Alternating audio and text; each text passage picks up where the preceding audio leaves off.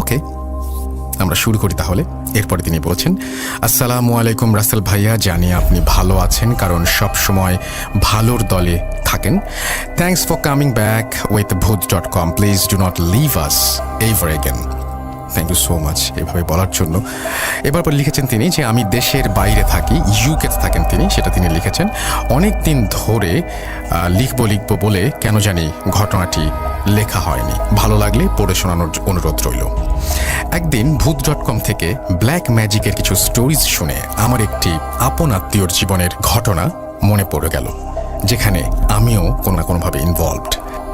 এরপরে তিনি লিখছেন যে স্টোরি শুরু করার আগে সবসময় একটা প্রসঙ্গ বা একটা প্রশ্ন জাগে যে যারা এই ব্ল্যাক ম্যাজিক করে তারা কেন যে বুঝতে পারে না এই পৃথিবীটা অনেক কম দিনের, আর আমাদের উচিত এই কম দিনগুলোতে ভালো কিছু করা আর এমন কিছু না করা যেটা অন্যের ক্ষতি করে, just for a temporary satisfaction. শয়তানের সাথে চ্যালেঞ্জ নিয়ে আল্লাহ আমাদেরকে পাঠিয়েছিলেন প্রমাণ করতে যে মানুষ জাতি আল্লাহর অনেক প্রিয় জাতি, যারা কখনো ওনাকে অসম্মান করবেন না। কিন্তু ভাবতে খারাপ লাগে যে সেই পরীক্ষাতে ব্ল্যাক ম্যাজিক যারা প্র্যাকটিস করেন বা যারা এই সমস্ত কাজ করেন কুফরি কালাম, তারা বারবার ফেল করছেন। শয়তান যেমন জেলাসির কারণে মানুষ জাতি ঘৃণা করা শুরু করে, ঠিক একইভাবে মানুষের ভেতরেও কিছু মানুষ আছে যারা আপনার সুখ দেখতে পারে না এবং আউট অফ জেলাসি ক্ষতি করে, আল্লাহর অসম্মান করে, এর মাধ্যমে শয়তানকে খুশি করে। এই মানুষগুলোর খুব তাড়াতাড়ি রিয়েলাইজ করা উচিত যে একদিন সবার মরতে হবে আর ঈশ্বর আল্লাহ গডের কাছে জবাব দিতে হবে কেন দুনিয়ার পরীক্ষা ফেল করলো আর কেন শয়তানকে চ্যালেঞ্জে জিতিয়ে দিল। এইসব বলছি কারণ কিছু প্রবলেমস আমাদের এখনো সম্মুখীন হতে হচ্ছে। যারা এইসব কাজ করে তারা যদি হৃদয়ে একটু মায়া করে, before it's too late for them to ask for forgiveness. যাই হোক, মূল ঘটনায় চলে যাই, তারপর বুঝতে পারবেন কেন এসব বলছি। এই ঘটনাটি আমার হাজব্যান্ডের লাইফে ঘটে যাওয়া একটি ঘটনা, তার পরিবারের সাথে। আমার হাজব্যান্ডের পরিবার মানে আমার শ্বশুর বাড়ি বাংলাদেশের কোনো একটা জায়গায়, আমার বললাম না, এবং তারা পরে পড়াশোনার জন্য দেশের বাইরে চলে যান। এই ঘটনাটি 2018 সালের অক্টোবরের দিকে শুরু। একদিন আমি ইউনিভার্সিটির কাজ শেষ করে বাসায় আসি, আমার হাজব্যান্ড অফিস শেষ করে আমার পরে বাসায় ফেরে। আমি এর মধ্যে কুইক করে কিছু রান্না বান্না করলাম, তারপর সোফায় এসে বসে টিভিটা অন করে যখন খাবার মুখে দিতে যাই, হঠাৎ একটি বিকট গ্লাস ভাঙার সাউন্ড পেলাম। খুব জোরে একটি আওয়াজ, মনে হচ্ছিল কে যেন গায়ের যত শক্তি আছে সব শক্তি দিয়ে গ্লাসটা ভেঙে ফেলেছে। বুঝতে পারলাম যে শব্দটি কিচেন থেকে আসলো। চোর ডাকাত হতেই পারে না, আমাদের এলাকায় এই সব বিষয় খুব কম হয়, বলতে গেলে হয়ই না। ভাবছিলাম ওপরের অ্যাপার্টমেন্টে কাজ করাচ্ছে, হয়তো সেখান থেকেই সাউন্ড আসছে। তারপর ভাবলাম ওপরে ফ্ল্যাটের রাতের সময় কেন কাজ করাবে, আর টাইম পেল না। ফ্ল্যাট রিফারবিশমেন্টের জন্য ল আর রুলস আছে সকাল সকাল করানো, যেন সন্ধ্যার পর নেইবার্সদের সাউন্ডের জন্য কোনো সমস্যা না হয়। পরে ভাবলাম ওপরে ফ্ল্যাটে হয়তো আর্জেন্ট কোনো কাজ করা হচ্ছে। যাই হোক, মোটামুটি শিওর ছিলাম যে ওপরের ফ্ল্যাট থেকেই সাউন্ডটি আসছে, কিন্তু তারপরও কেমন যেন মনে হচ্ছিল, এবং কেন যেন আমার বারবারই মনে হচ্ছিল যে ঘরেই শব্দটি হচ্ছে। এইসব ভাবতে ভাবতে কিচেনে যেয়ে লাইট অন করে যা দেখি, সব কিছু তো আগের মতোই আছে। বাসায় সবখানে চেক করলাম, কিছুই তো ভাঙা পাচ্ছি না, সব ঠিক আছে। তবে কি হলো, কোথা থেকে এই বিকট শব্দটি আসলো? আমি তো শিওর ছিলাম কিচেন থেকেই আসলো। তারপর ভাবলাম যেহেতু বাসার ভেতরে সব ঠিক আছে, তাহলে ওপরের ফ্ল্যাটে গিয়ে রিকোয়েস্ট করব যেন রাতে কাইন্ডলি কাজ না করায়। এই কথাটি বলার জন্য ওপরের ফ্ল্যাটে আমি রওনা দিলাম। যে বেল টিপে দেখলাম যে কেউ দরজা খুলছে না, ভেতরেও কোনো আওয়াজ নেই। তার মানে কি কেউ বাসায় নেই? তাহলে কি কেউ কোনো কাজ করাচ্ছে না ওপরে? তবে এই আওয়াজটা কোত্থেকে আসবে? এইসব ভাবতে ভাবতে বাসায় ফিরে গেলাম। আর ওই দিন আমার হাজব্যান্ডকে কিছু বলিনি, যেন ও টেনশন না করে। সাইকোলজিস্ট হয়ে ব্যাখ্যা খুঁজতে থাকলাম, তাই ভাবলাম হয়তো আমার নিজের মনের ভুলও হতে পারে। কিন্তু কেন যেন পুরো রাতটা ঘুমাতে পারলাম না আমি। পরের দিন সেম টাইমে ইউনিভার্সিটির কাজ শেষ করে বাসায় আসলাম। অ্যাজ ইউজুয়াল সন্ধ্যার খাওয়া তৈরি করলাম, টিভি অন করলাম আর খেতে লাগলাম। হঠাৎ আবারও সেম সাউন্ডটি হলো, আজকেও একই টাইমে একই সাউন্ড। আজব, আজকে একটি ভয় কাজ করলো যে হয়তো গতকাল কোনো চোর ঘরে ঢুকতে চাচ্ছিল আর পারেনি দেখে হয়তো আজকেও ট্রাই করছে। যদিও শিওর ছিলাম কেমন জানি যে চোর না, কিন্তু কখন কি হতে পারে কে জানে। তবুও কখনো মাথায় আসেনি যে অলৌকিক কিছু ঘটতে পারে। ভয় লাগছিল। পুলিশ কল করার উদ্দেশ্যে ফোন হাতে নিতে নিতেই দেখলাম একটি সাদা আলো আমার করিডোর দিয়ে পার হয়ে যাচ্ছে। বুঝে ওঠার আগেই আরেকটি বিকট শব্দ হলো। আমি চমকে উঠলাম। মনে হচ্ছিল যে কে যেন আমার বাসার গেইটের দরজা খুব জোরে বাড়ি দিল, কিন্তু দরজা তো বন্ধই ছিল। কিছুই বুঝে উঠতে পারলাম না কি হচ্ছে আমার সাথে। বলে রাখা ভালো যে টিভি রুমের কিচেনের মাঝখানে একটি লম্বা হলওয়ে আছে, যেখান থেকে ডাইরেক্ট কিচেনে যায় টিভি রুম থেকে। খিদে চলে গেছে। কিছু না খেয়েই কিচেনে প্লেট রাখার উদ্দেশ্যে রওনা দিলাম। কিচেনের লাইট অন করে আর প্লেট টেবিলের ওপর রাখতে চেয়ে দেখলাম আমার হাজবেন্ডের অনেক প্রিয় আর শখের ডাইনিং গ্লাসের টেবিলটা পুরো ভেঙে চুরমার হয়ে গেছে। এমন বাজেভাবে চুরমার হলো মনে হচ্ছিল কে যেন অনেক রাগান্বিতভাবে হাতুড়ি দিয়ে ভেঙে দিয়ে গেছে। ফ্লোরে ছোট ছোট কাচের টুকরো পড়েছিল। কিভাবে ভাঙলো? আর সেই সাদা ছায়াটি কি ছিল? কখনো আমার জীবনে এমন কিছু দেখিনি, আজ প্রথম। সেই রাতে দুজনেরই ঘুম আসছিল না। আমার হাজবেন্ডকে বুঝতে লাগলাম যে বড় কোনো ক্ষতি হয়নি কারো, এটাই বড় কথা। তারপর ব্যাখ্যা দিতে লাগলাম যে ফ্যাক্টরি থেকে হয়তো গ্লাসের কোনো ফল্ট ছিল বা কিছু বাবলস ছিল, যার কারণে গ্লাসটা এমন অবস্থায় ফেটে গিয়েছে। কিন্তু তাকে সান্ত্বনা দেওয়ার জন্য যে সব বলছি সে বুঝতে পেরেছিল, কেননা এই টেবিলটি গত 6 বছর ধরে আছে আমাদের বাসায়। কখনো কিছু হলো না, এখন কেন? শুনেছিলাম কাঁচ ভাঙার নাকি ভালো লক্ষণ না, হয়তো এটাই ঠিক। আরও কিছুদিন পর সন্ধ্যায় মাগরিবের আজানের সময় আমার হাজবেন্ড হঠাৎ বাসার দরজায় 3টি হাতের নখ শুনতে পায়। এই টাইমে কে আসতে পারে ভাবতে লাগলো। হয়তো পোস্টম্যান কোনো লেটার রেখে গিয়েছে বক্সে। দরজা খুলল, চেক করার জন্য বক্সটা খুলল, কিন্তু কিছুই ছিল না। আশেপাশে কাউকে দেখতেও পেল না। সব নিরিবিলি। এত নিরিবিলি কখনো দেখেনি আগে। যাই হোক, মনের ভুল ভেবে দরজা আটকিয়ে দিল। সেই একই রাতে আমার হাজবেন্ড একটি দুঃস্বপ্ন দেখল তার এক আপন চাচা খুব কাঁদছে একটি অন্ধকার ঘরে বসে। আশেপাশে কেউ নেই, কিছু নেই, শুধু একটি লাশ দাফন করার কাপড় দিয়ে মোড়ানো। আজব একটি স্বপ্ন ছিল। তার চাচা কেন দেখল? দাফন কাপড়ে মোড়ানো কে ছিল? ভাবল চাচু ঠিক আছে তো। এর পরদিন তার স্বপ্নে দেখা চাচুকে এসে কল দিল। উনি তো ঠিকই আছেন, কিন্তু এখানেই আমাদের বুঝতে ভুল হয়েছিল। 2018 নভেম্বরে আমার বার্থডে উপলক্ষে পার্টি দেই আমরা। ওই দিন আমার হাজবেন্ড কেমন যেন টেনশনের মতো ভাব করছিল, তার ভেতরে টেনশন কাজ করছিল। পার্টি শেষে তাকে জিজ্ঞেস করলাম কোনো কারণে আপসেট কিনা। সে বলল আজকে হঠাৎ কেমন জানি বাবার জন্য খুব খারাপ লাগছে। এত খারাপ লাগছে যে বলে বুঝাতে পারবো না। আগে কখনো এত খারাপ লাগেনি। আমি ভাবলাম অনেক বছর হয়েছে দেশে যায় না, হয়তো এই কারণেই হতে পারে। কিন্তু আসল বিষয়টা অন্যরকম ছিল। জীবনে শুনে এসেছি মা বাবারা সন্তানদের বিপদ টের পায়, কিন্তু আমার জীবনে নিজের চোখে না দেখলে কখনো বিশ্বাস করতাম না যে সন্তানরাও মা বাবার বিপদের কথা বুঝতে পারে। এরপর দিন বাংলাদেশ থেকে কল দিয়ে জানতে পারলো যে বাবা গ্রামের বাড়ি গেছে আর হঠাৎ খুব অসুস্থ হয়ে পড়েছে ওখানে।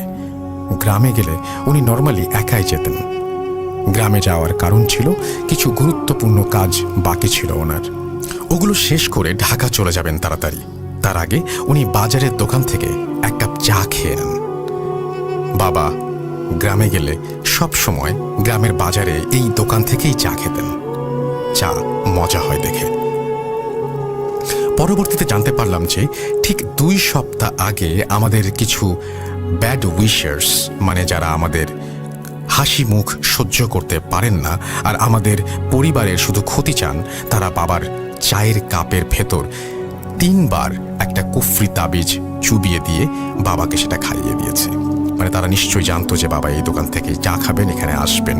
আর সেই দিন থেকেই বাবা অসুস্থ হয়ে পড়লেন এবং অসুস্থ হওয়া শুরু করলেন। যখন বাবাকে ক্ষতি করার জন্য তাবিজটি তৈরি করা শুরু হয়, তখন থেকে আমার হাজব্যান্ড বিভিন্ন সাইন্স পায়। তার অনেক প্রিয় গ্লাস ভাঙা টেবিলের ওপরে, মানে যেটা ঘটে আমাদের বাসায়, চাচ্চুর কান্না, কাপড় দিয়ে মোড়ানো মানুষ, এই সমস্ত দুঃস্বপ্নে দেখা, এবং গেটের দরজায় 3টি নক শোনে। সবগুলোই ভালো লক্ষণের না। হয়তো এইসব সাইনের মাধ্যমে সতর্ক করে দেয়া হচ্ছিল যে কোনো বিপদ আসছে সামনে। সেই দিন বাবা চা খেয়ে অসুস্থ হয়ে যাওয়ার ফলে একই দিন আর ঢাকায় ফিরতে পারলেন না। চিন্তা করলেন যে আরও একদিন থেকে যাবেন, যেহেতু আজকে শরীর খারাপ লাগছে। এত দূর জার্নি করা, আরও উইক হয়ে পড়তে পারেন তিনি। সেই রাতেই বাবার সাথে আরও কিছু ঘটনা ঘটে। রাতের আঁধারে বাবা দেখতে পান বাড়ির ভেতরে অনেক কিছুই, এবং কার যেন গলার ডাক শুনতে পান তিনি। সেই কণ্ঠটি বলছে, সব শেষ, সব শেষ। আরও একটা কালো ছায়ার মতো দেখতে পান বাড়ির ভেতরে। বাবা অনেক সাহসী ছিলেন, তাই তো গ্রামে একাই যেতেন, একাই থাকতে পারতেন। বাবা একবার ভেবেছিলেন যে অলৌকিক কিছু হতে পারে, এমন উনি লাইফে অনেকেই দেখেছেন। তাই এইসব বিষয়ে অত বেশি ভয় পেতেন না, শুধু আল্লাহর উপরে ভরসা করতেন এবং আল্লাহ যে যথেষ্ট এটাই তিনি বিশ্বাস করতেন।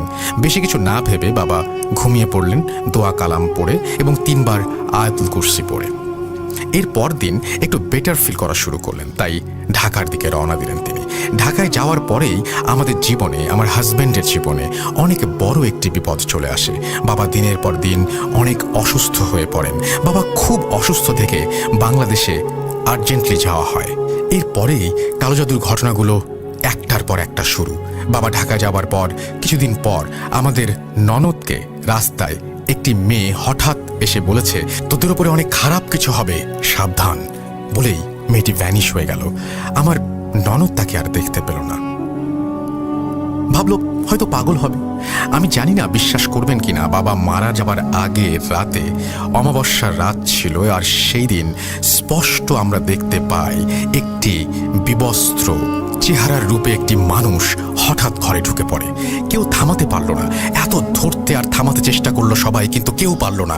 মানুষটি শরীরে এত শক্তি ছিল, মনে হচ্ছিল হাজার হাজার মানুষকে একসাথে হলে যে শক্তি হবে, তার শক্তি তেমন। কাউকে কোনো কথা না বলে যেই রুমটি খালি ছিল সেই রুমে ঢুকে পড়ে, দরজা লক করে দিল। তারপর কিছুক্ষণের মধ্যে আবার বের হয়ে গেল। সবাই আবারও জিজ্ঞেস করছিলাম, কোন অধিকারে এভাবে বাড়ির ভিতরে ঢুকে পড়লেন? এত মানা করার পরও কে আপনি? কেন এসেছেন? কাকে চান? যাওয়ার আগে শুধু একটি উত্তর দিল, সরি, রং ফ্ল্যাট। আজব।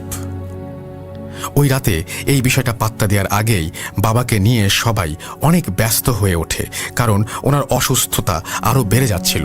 বারবার হার্ট অ্যাটাক হচ্ছিল, আবার বিট ফিরে আসছিল। একটা মানুষ এতবার হার্ট অ্যাটাক করার পরও বাঁচার কথা না, কিন্তু উনি ফিরে আসছিলেন। 10 মিনিটস হার্টবিট ছিল না, এরপর আবার ফিরে আসে। বলে রাখা ভালো, বাবার বডি রেগুলারলি চেক আপ করানো হতো। কিছুদিন আগে রিপোর্টে লেখা ছিল ওনার সব ঠিক আছে, কিন্তু রিসেন্ট রিপোর্টে একদিনের মধ্যে হঠাৎ একসাথে 2টা কিডনির প্রবলেম দেখা দেয়, লিভারের আর লাংসের প্রবলেম দেখা দেয়, সব একসাথে ফেলিয়ার। আমাদের এলাকার বড় ইমাম থাকে, তিনি বললেন যে ব্ল্যাক ম্যাজিকে এই সব হচ্ছে এবং ব্ল্যাক ম্যাজিকের মাধ্যমে সব করা হয় বদ জিন চালান দিয়ে। অমাবস্যার রাতের পর লাস্টে যা হয়, বাবাকে আইসিইউতে নেওয়ার আগে নার্সরা বললেন ওনার মাথায় কে যেন খুব জোরে একটি বাড়ি দেয়, আর উনি মাথা ধরে থাকেন অনেকক্ষণ। তারপর সব কালো। সকালেই বাবা আমাদের মাঝে আর নেই। আমার হাজবেন্ডের দেখা দুঃস্বপ্নে কাফনের কাপড় মোড়ানো হয় তাকে, আর চাচু ছিলেন স্বপ্নের জাস্ট একটি হিন্ট, যা ওনার আত্মীয় অর্থাৎ আমার শ্বশুরের ভাই তিনি স্বপ্নে এসেছিলেন। আর সেই কারণেই যেহেতু ভাই ছিলেন স্বপ্নে এরকমভাবে কাঁদছিলেন। বাবা চলে যাবার পর বিছানা চাদর সব গুছাতে যেয়ে তোষকের ভেতর একটা মোড়ানো কাগজ পাওয়া যায়, কিছু লাল সুতো দিয়ে পরানো।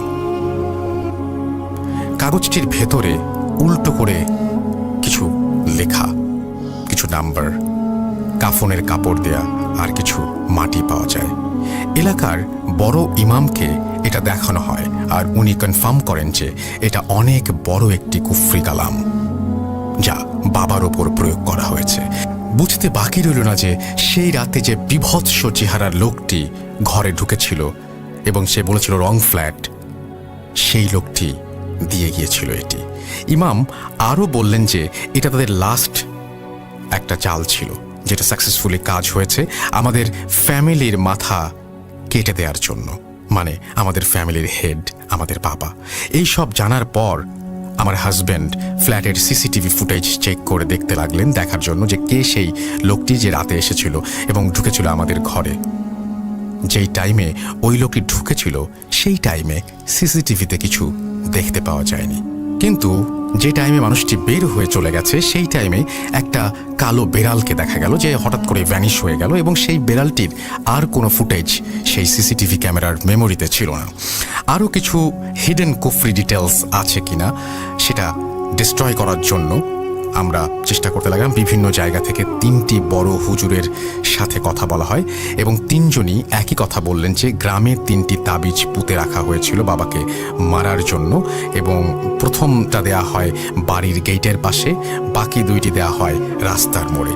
গেটের পাশেরটা পাওয়া যায় এবং রাস্তার মোড়েরটা শুধু একটা পাওয়া যায়, কিন্তু তৃতীয়টা কখনো পাওয়া যায়নি। হয়তো যেই মানুষটা আমাদের বিপদে ডেকে এনেছে তারা টের পেয়ে সরিয়ে ফেলেছে। আরও অনেক প্রমাণ পাওয়া যায় যে এই মানুষগুলো অনেক আগে থেকেই প্ল্যান করেছিল বাবাকে মারার জন্য।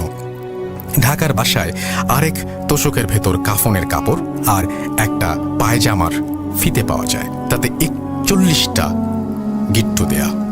ইমাম থেকে জানতে পারলাম যে প্রত্যেকটা গিট্টু দেয়া আছে, সেটা মানে হচ্ছে একদিন, তার মানে গিট্টুটা 40 দিন আনটিল বাবা became fully weak and ready for the final kufri mission for them, যেটা বিভৎস চেহারার সেই লোকটিকে দিয়ে করানো হয়েছিল। এসব জেনে শুধু দোয়া করি আল্লাহর কাছে, যারা এভাবে অন্যের ক্ষতি করে তাদেরকে হায়াত দান করুক আর এই বাজে পথ থেকে ফিরিয়ে আনুক। যারা কারোর কোনো ক্ষতি করে না তাদের জীবনে এমন বিপদ এনে দেয়া এমন কিছু অদৃশ্য শক্তি দিয়ে কেন এভাবে অন্যের জীবন নষ্ট করে ফেলা হয় সামান্য একটু মনের শান্তির জন্য, আমি আজও বুঝতে পারলাম না। যারা ব্ল্যাক ম্যাজিক প্র্যাকটিস করেন তাদের উদ্দেশ্যে বলছি, যার কারণে এত কুফরি কালাম করছেন নিজের সামান্য কিছু টেম্পোরারি স্বাদ মেটানোর জন্য, পৃথিবীর এই শান্তি লাভ করে আপনি কি জান্নাতে ঢুকতে পারবেন? সামান্য সুখের জন্য চিরকালের সুখ ত্যাগ করছেন। একদিন আমারও মরতে হবে, আপনারও মরতে হবে। আল্লাহ সহজভাবে মরণ দিবে না আপনাদেরকে, এটা প্রমাণিত অনেকভাবেই। আপনাদের এই সব খারাপ কাণ্ডর জন্য আপনাদের ফ্যামিলিও ভুগতে পারে, যেটা ব্ল্যাক ম্যাজিকের যারা প্র্যাকটিস করে তাদের সবারই একটা পরিণাম হয় আর কি। আমি অনেক কষ্ট নিয়ে এসব বলছি, কারণ বাবাকে মেরে এই মানুষদের মনে শান্তি হয়নি। আজও অনেক বিপদ যাচ্ছে আমাদের ওপর দিয়ে এখনও। এই ঘটনাটি ভালো লাগলে বাকিগুলো অন্য দিন পাঠাবো। তারপরে তিনি থ্যাঙ্কস দিয়েছেন এবং তিনি বলেছেন যে এই ঘটনাটি পড়ে শোনানোর জন্য, এবং আমাদেরকে তিনি তার তো নাম টাম সব কিছু আগে থেকেই প্রকাশ করতে নিষেধ করেছেন, যে জন্য আমরা করলাম না। এবং আশা করছি এই ঘটনাটি আপনাদের ভালো লেগেছে, এবং আমি চাই না যে এইরকম কোনো ঘটনা আর কারো জীবনে ঘটুক, কোনো মানুষ এইরকম ভয়ঙ্কর পরিণতির দিকে যাক। আসলে মানুষকে মেরে ফেলছে যার বিচার হচ্ছে পরকালে, এবং সেই বিচার কিন্তু ইহকালের বিচারের চাইতেও ভয়ঙ্কর, সেটা মাথায় রাখতে হবে। এবং এই সমস্ত ভয়ঙ্কর জঘন্য কাজ থেকে আমাদের সবারই দূরে থাকা উচিত বলে আমি মনে করি। আমার জ্ঞান খুব স্বল্প, আমি মানে যতটুকু বুঝি ততটুকু হচ্ছে যে মানে আমি আমার চাইতে এইটুকু বুঝি যে আমার চাইতে অনেক জ্ঞানী মানুষ এই পৃথিবীতে আছেন। আপনারা আমার কথা না শুনলেও তাদের পরামর্শ নিয়ে যে দেখতে পারেন যে এই ধরনের পথে পা বাড়ানো কখনো উচিত না। আমি তাদের আলোকে তাদের সাথে কথা বলে আমি আপনাদের বলছি যে এরকম পথে পা বাড়াবেন না, এবং আপনি নিজের জীবনটাকে ধ্বংস করবেন না, আপনার পরিবারকে ধ্বংস করবেন না। অন্য কারো ক্ষতি করতে হলে বা অন্য কারো ক্ষতি করলে আপনি নিজেও একদিন সেই ক্ষতিতে পড়তে পারেন। এই কথাটা প্লিজ মনে রাখবেন। এরকম ঘটনা যদি আপনার কাছেও থাকে তাহলে পাঠিয়ে দিন russell.bhoot.com@gmail.com এই অ্যাড্রেসে। আশা করছি এই ঘটনাটি আপনাদের সবার ভালো লেগেছে। আমরা চলে যাব পরের ঘটনায়। Spirit, be here with me.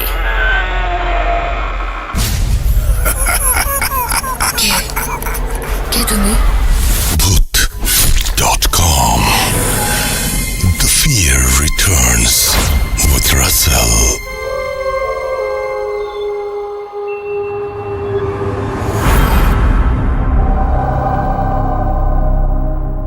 আরও একবার আপনাদের সবাইকে স্বাগত জানাচ্ছি Bhoot.com-এ। আশা করছি সবাই ভালো আছেন, ভালোর দলে আছেন। 34 নম্বর এপিসোড আজকে, এবং আপনারা সাথে আছেন বলেই আমাদের এই পথ চলা সম্ভব হয়েছে। আর সেই জন্য আরও বেশি করে আপনাদের ঘটনা চাই, আরও বেশি করে চাই যে আপনারা ঘটনা পাঠান আমাদের ইমেল অ্যাড্রেসে। আমাদের ইমেল অ্যাড্রেস হচ্ছে russell.bhoot.com@gmail.com।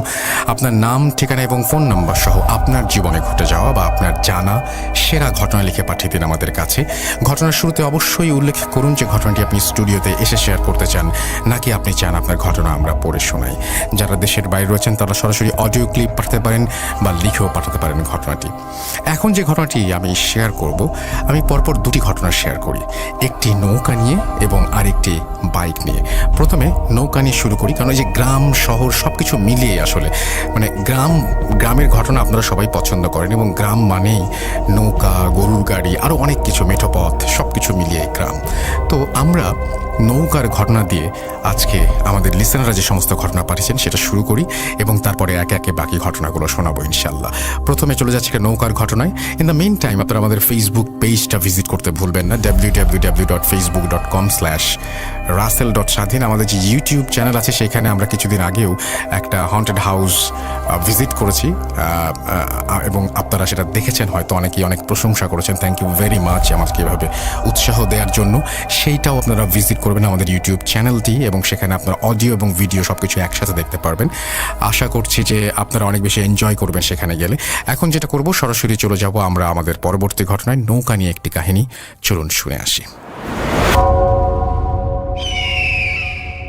স্বাগত জানাচ্ছি Bhoot.com-এর প্রত্যেক শ্রোতাদেরকে। স্বাগত জানাচ্ছি সেই সমস্ত মানুষকে যারা Bhoot.com-এর প্রতিটি ঘটনা শুনবার জন্য অধীর আগ্রহে অপেক্ষা করছেন। আজ সেই রকমই মুড বদলে দেওয়ার মতো একটি ঘটনা নিয়ে চলে এসেছি আমি, শামীম, আপনাদের মাঝে। আজ থেকে প্রায় 40 বছর আগের কথা। ঘটনাটি খুলনা এলাকার কোনো এক গ্রামের। যাদের সাথে ঘটনাটি ঘটেছিল তাদের ছেলে ঠিক যেভাবে বলেছেন আমাকে, আমি তার মতো করে আপনার সামনে বলবার চেষ্টা করছি। আমার বাবা পোস্ট অফিসে চাকরি করতেন, আমার মা গৃহিণী ছিলেন। আমাদের গ্রাম থেকে বাবার অফিস 20-22 কিলোমিটার দূরে। যাতায়াতের একমাত্র রাস্তা নদীপথ। বাবার ওখানে নতুন পোস্টিং হয়েছিল। কয়েকদিন অফিস করবার পরপরই বাবা গ্রামের বাড়িতে এসে একদিন করে থেকে যেতেন। বাবার মুখে বেশ কয়েকবার শুনেছিলাম তার ওই নতুন কর্মস্থলটা নাকি খুবই সুন্দর পরিবেশ। আমার আর মায়ের মাঝে মাঝে ইচ্ছে জাগতো যে একটু ওই বাবার নতুন অফিসটা থেকে কিছুদিন ঘুরে আসি, দেখে আসি পরিবেশটা কেমন। বাবার কাছে ইচ্ছের কথা জানাতেই তিনি বললেন, ঠিক আছে, আগামী সপ্তাহে তোমাদেরকে নিয়ে যাব। যথারীতি আগামী সপ্তাহে বাবা ফিরে এলেন, এবং একদিন থেকে তার পরদিন আমাদেরকে নিয়ে তার নতুন কর্মস্থলের দিকে রওনা দিবেন। কথাবার্তা সব ফাইনাল। একটা কথা বলে রাখি, যত যাই হয়ে যাক বাবাকে কিন্তু শনিবার সকাল 8টার মধ্যে অফিসে পৌঁছাতেই হয়। তাই বাবা নিয়ম করে শুক্রবার সন্ধ্যা বা রাতের ভেতরেই তার সার্ভিস কোয়ার্টারে উপস্থিত হয়ে যেতেন। আমরা সেদিন বিকালের একটু আগেই, মানে মোটামুটি দুপুরের খাওয়া দাওয়া করে যাত্রা শুরু করি। আমরা যেদিন যাত্রা করি সেদিনও ছিল শুক্রবার। সবকিছু গুছিয়ে টুছিয়ে আমাদের গ্রামের বাড়ি থেকে বেরোতে বিকালটা পার হয়ে গিয়েছিল। আমাদের গ্রাম থেকে নৌকার ঘাট মাত্র 1.5 কিলোমিটার। আমি, বাবা ও মা হাঁটতে হাঁটতে ঘাটে পৌঁছালাম। সম্ভাবনা ছিল সন্ধ্যার অন্ধকার নামার আগেই নৌকাতে উঠে পড়ব, কিন্তু ঘাটে যেয়ে দেখলাম কোনো নৌকা নেই সেখানে। অনেকক্ষণ চুপচাপ বসে রইলাম নৌকার অপেক্ষায়। কোনো মানুষও নেই, কোনো নৌকাও নেই, কোনো কিছুরই দেখা নেই। সন্ধ্যা ঘনিয়ে এলো। ওপার থেকে শেয়ালের হুক্কা হওয়া আওয়াজ কানে ভেসে আসছে। নদীর পানির স্রোতের ওই ঝাপটার যে বাড়ির শব্দটা, সেটাতেও যেন চারিদিকটা কেমন উথাল পাথাল করছে। মাঝে মাঝে কোথা থেকে যেন মৃদু ঠান্ডা হাওয়া পায়ের উপর দিয়ে বয়ে যাচ্ছে। আমার বয়স তখন 10-11 বছর হবে। আমার মনের ভেতরে কেমন যেন অদ্ভুত অনুভূতি হচ্ছে। হঠাৎ নদীর ভেতর থেকে কিসের একটা আলো দেখতে পেলাম। আলোটি যেন আস্তে আস্তে আমাদের দিকে এগিয়ে আসছে। বেশ কিছুটা সময় পর ওই আলোটি যখন আমাদের সামনে এলো, তখন দেখলাম একটি সুন্দর নৌকা, যার মাঝিটা একটু ভারী গলায় আমাদেরকে বলল, আপনারা কোথায় যাবেন? বাবা ঠিকানা বললেন। মাঝি বলল, হ্যাঁ যাব, কিন্তু 3 জনের ভাড়া কিন্তু 15 টাকা দিতে হবে। বাবা বললেন, ঠিক আছে চলো। নৌকার উপরে উঠতেই আমার বেশ আনন্দ শুরু হয়ে গেল, কারণ এর আগে আমি নৌকাতে এত দূরের উদ্দেশ্যে কখনো চড়িনি, আর রাতে তো ভাবতেই পারিনি। বাবা আর মা ছাউনির নিচে গিয়ে বসলেন, আর আমি মাঝির কাছে যেয়ে বসলাম।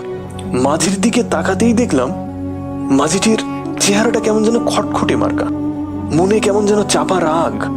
আমি কিছু না বলে চুপচাপ নদীর দৃশ্য উপভোগ করছি।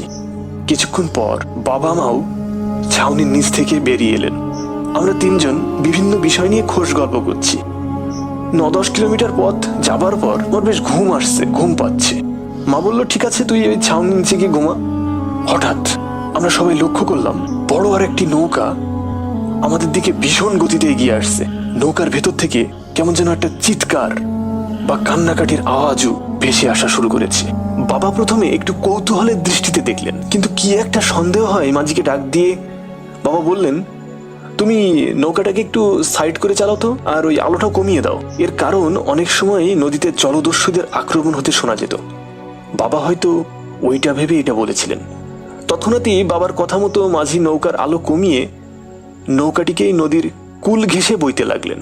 কিছুক্ষণ পর দেখলাম আমাদের পাশ কাটিয়ে ওই নৌকাটি পার হচ্ছে। ভালো করে লক্ষ্য করে দেখলাম ওই নৌকাতে নতুন বর বউ এবং সুন্দর পোশাক পরা অনেক মানুষজন। বুঝতে পারলাম এটা কোনো বিয়ের অনুষ্ঠান থেকে আসা যাত্রীগণ হতে পারে। তাই আর ভয় না পেয়ে আমরাও সমান গতিতে চলতে থাকলাম। বেশ কিছুটা পথ যেতেই হঠাৎ করে বরযাত্রীবাহী ওই নৌকাটি কাত হয়ে ডুবে যেতে লাগলো। কয়েক সেকেন্ডে সব শেষ।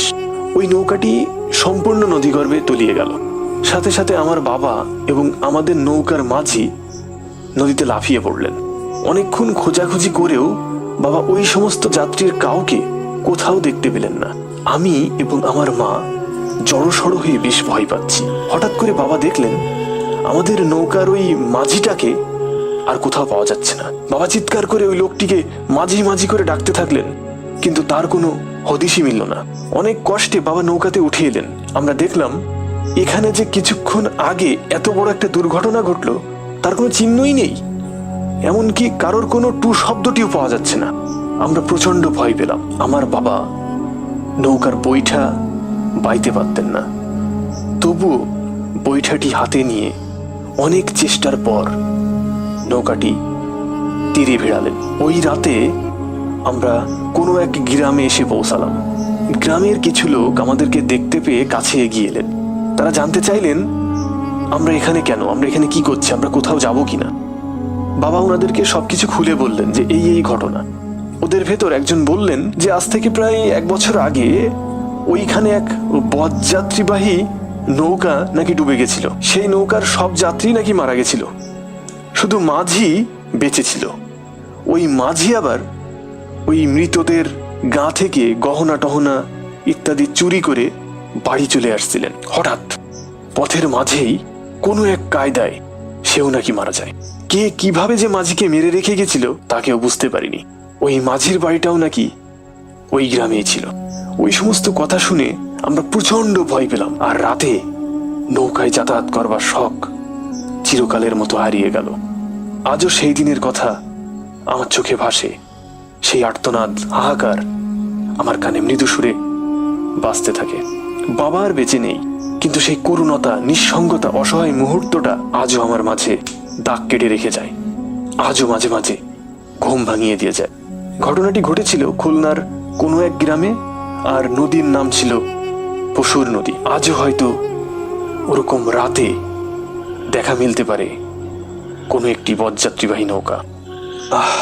আমরা তাদের আত্মার শান্তি কামনা করি। পরবর্তী দিন আরও এক নতুন ঘটনা নিয়ে আপনাদের সামনে হাজির হব আমি শামীম। ততক্ষণ শুনতে থাকুন ভূত.com। Spirit, be here with me.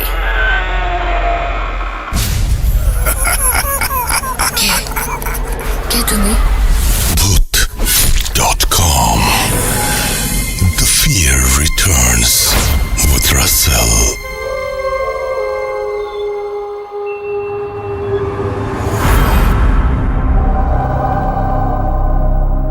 এবারের কাহিনীটি একটি বাইক নিয়ে। দুটোই কিন্তু আমাদের যানবাহন, রাইট? নৌকা যেমন ঠিক তেমনি একই সাথে আমাদের মানে যাতায়াতের মাধ্যম আর কি। তো আমরা একটু আগে যে নৌকার ঘটনাটি শুনলাম সেটি নিশ্চয়ই আপনাদের অনেক বেশি ভালো লেগেছে, আশা করছি ভালো লেগেছে। দেখুন এবার বাইকের ঘটনাটি কেমন লাগে। আমাদের কাছে আরও অনেক বেশি ঘটনা আছে এবং আমরা যদি সময় পাই তাহলে এই এপিসোডের শেষে হয়তো আফনান ভাই একজনকে ইন্টারভিউ করেছিলেন, সেই ঘটনাটি হয়তো আমি দিয়ে দিতে পারি। তো যাই হোক, আমাদের সঙ্গে থাকুন এবং আশা করছি প্রতিটা মুহূর্ত আমাদের সাথে ভূত.com-এর সাথে আপনারা অনেক বেশি এনজয় করবেন। চলুন চলে যায় আমাদের পরবর্তী ঘটনায়। লিখতে ভুলবেন না আমাদেরকে www.facebook.com/russell.shadhin এই অ্যাড্রেসে, এবং আমাদেরকে ইমেল করতে ভুলবেন না russell.bhoot.com@gmail.com এই অ্যাড্রেসে। আমরা চলে যাব আমাদের পরবর্তী ঘটনায়। আশা করছি ভূত.com-এর সাথে আজকে পুরো সময়টা ভয়ঙ্কর আনন্দে কাটবে। চলুন শুনে আসি পরবর্তী ঘটনা।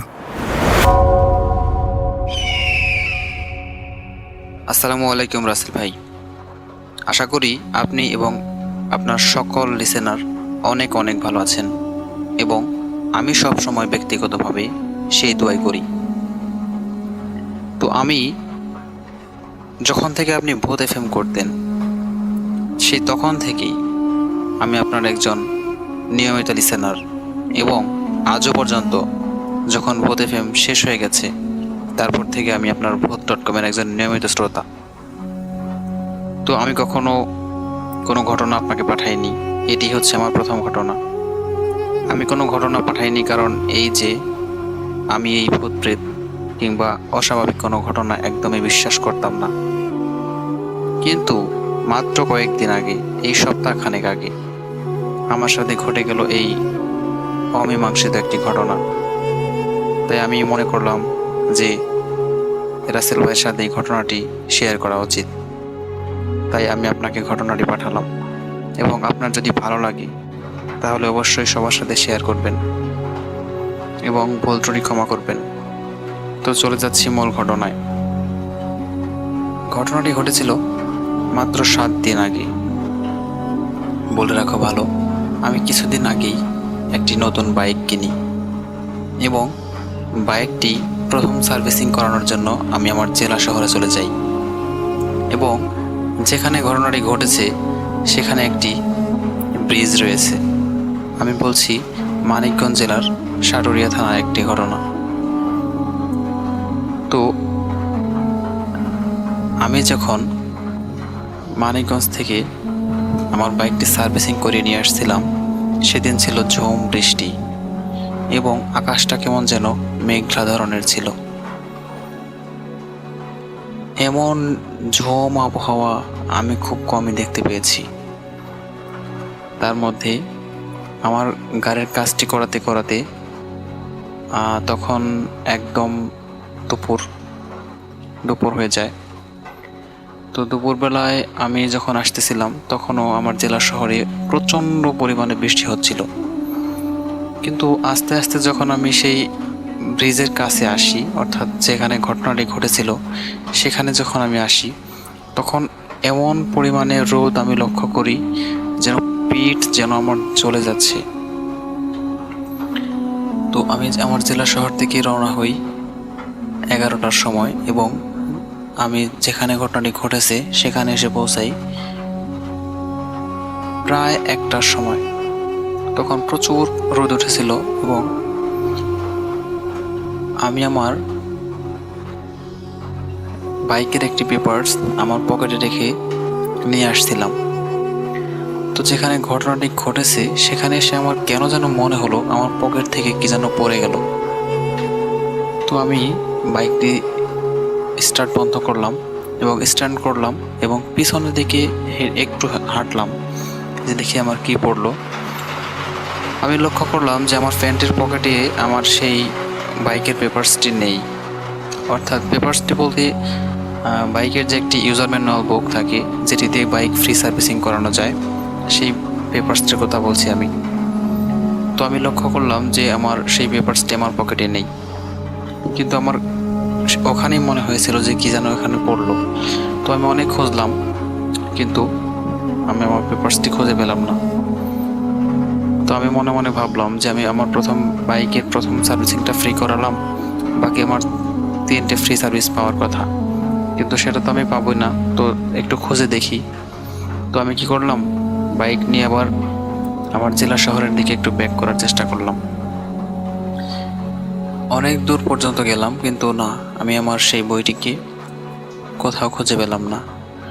তো আমি আবার বাসার দিকে ফিরে আসলাম এবং যেখানে মনে হয়েছিল যেখানে কিছু একটা পড়েছে সেখানে আমি আরেকবার খুঁজে আসলাম, কিন্তু সেখানে আমার বইটি পেলাম না। উল্লেখ্য, আমি সেই বইটি আমার প্যান্টের পকেটে ঢুকিয়ে তারপর আসছিলাম। তো আমার প্যান্টের পকেটে আমি আরও কয়েকবার চেক করলাম, আমার প্যান্টের পকেটেও সেই বইটি ছিল না। তো আমি সেদিন অনেক বিভ্রান্ত হয়ে বাসায় চলে আসলাম যে আমি আমার বইটি হারিয়ে ফেলেছি এবং আমি আর কখনো ফ্রি সার্ভিস পাবো না। তো আমি বাসায় আসার পর আমার শার্ট, প্যান্ট এবং বাইকটি আবার পানি দিয়ে ধুয়ে বাইককে ঠিক জায়গায় রেখে দিলাম এবং আমার প্যান্টগুলো শুকাতে দিলাম। তো তারপরের দিন কোনো একটা কাজে আমাকে আবার আমার জেলা শহরের দিকে রওনা হচ্ছি, আমাকে আবার যাওয়া লাগবে। এমনকি আরও খোঁজ নিতে হবে যে বইটা আমি কোথায় রেখেছি কিংবা কী করেছি। তো প্রথম দিন যেখানে ঘটনাটি ঘটেছিল, যে আমার মনে হয়েছিল যে এখানে হয়তো কিছু একটা পড়েছে, আমিও খোঁজ করেছিলাম, আমার বইটি পেলাম না। তো দ্বিতীয় দিন যখন আমার জেলা শহরের দিকে যাচ্ছি, ঠিক দুপুর 1টায় সেই ব্রিজের কাছে যাওয়ার পর মুহূর্তে আমার আবারও মনে হলো যে আমার পকেট থেকে কি যেন পড়ে গেল। এবার আমি আবারও বাইকটি স্টার্ট বন্ধ করলাম এবং খেয়াল করতে থাকলাম যে কি পড়লো আমার বাইক থেকে। তো খোঁজাখুঁজি করার পর দেখলাম যে সেই আমার যে গতদিন হারিয়ে যাওয়া যে বইটি ছিল, সেই বইটি রাস্তার মধ্যে পড়ে রয়েছে। আমি বুঝতে পারলাম না, সেদিন আমি অনেক খোঁজাখুঁজি করেছি, সেখানে আমার বইটি আমি কখনো খুঁজে পাইনি। পরের দিন একই জায়গায় আবার আমার কেন যেন মনে হয়েছিল যে এখানে আবারও কিছু একটা পড়লো। তখন আমি ঘুরে দেখি আমার বইটি আমার কাছ থেকে পড়লো। আমি খুঁজে অবাক হয়ে গেলাম এবং আমি ঘটনার কোনো কুল কিনারা করতে পারলাম না যে কেন এমন হলো। গতকাল ঘটনা ঘটলো, গতকাল পড়লো, তখন খুঁজে পেলাম না, কিন্তু আজকে আমি আবারও মনে হলো যে পড়লো। উল্লেখ্য যে সে সময় আমি অন্য একটি প্যান্ট পরেছিলাম, যে প্যান্টের পকেটে কিংবা অন্য কোথাও সেই বই যাওয়ার কোনো প্রশ্নই ছিল না। তো তারপর আমি গাড়ি স্টার্ট করে বইটি তুললাম, দেখলাম যে হ্যাঁ, এটা তো আমার বই। কিন্তু সেই বইটি পরের দিন একই জায়গায় কিভাবে গেল বা কেন গেল আমি কিছুই বুঝতে পারলাম না। উল্লেখ্য যে যেখানে ঘটনাটি ঘটেছিল সেখানে কোনো বাড়িঘর ছিল না, দুই দিকে ফাঁকা জায়গা এবং সেই ব্রিজের নিচে অনেক পচা মাছের গন্ধ আমি লক্ষ্য করেছিলাম। আমি জানি না ঘটনাটি কী ঘটেছিল, কিন্তু এই ঘটনার ব্যাখ্যা আমি আজও করতে পারিনি। এমনকি আমি অনেক ভয়ও পেয়েছিলাম যখন দেখলাম একই জায়গায় আবারও একই ধরনের ঘটনা দ্বিতীয়বার ঘটল। রাসেল ভাই ঘটনাটি বিশ্বাস করবেন কিনা জানি না। আপনার যদি ভালো লাগে ঘটনাটি, তাহলে আপনাদের সব লিসেনারদেরকে শোনানোর সাহায্য করবেন। ভূত.com-এর সর্বাঙ্গীন উন্নতি কামনা করি। আসসালামু আলাইকুম রাসেল ভাই। ঘটনাটি বলছিলাম মানিকগঞ্জ জেলার সাটুরি উপজেলা থেকে। ধন্যবাদ। Spirit, Be here with me.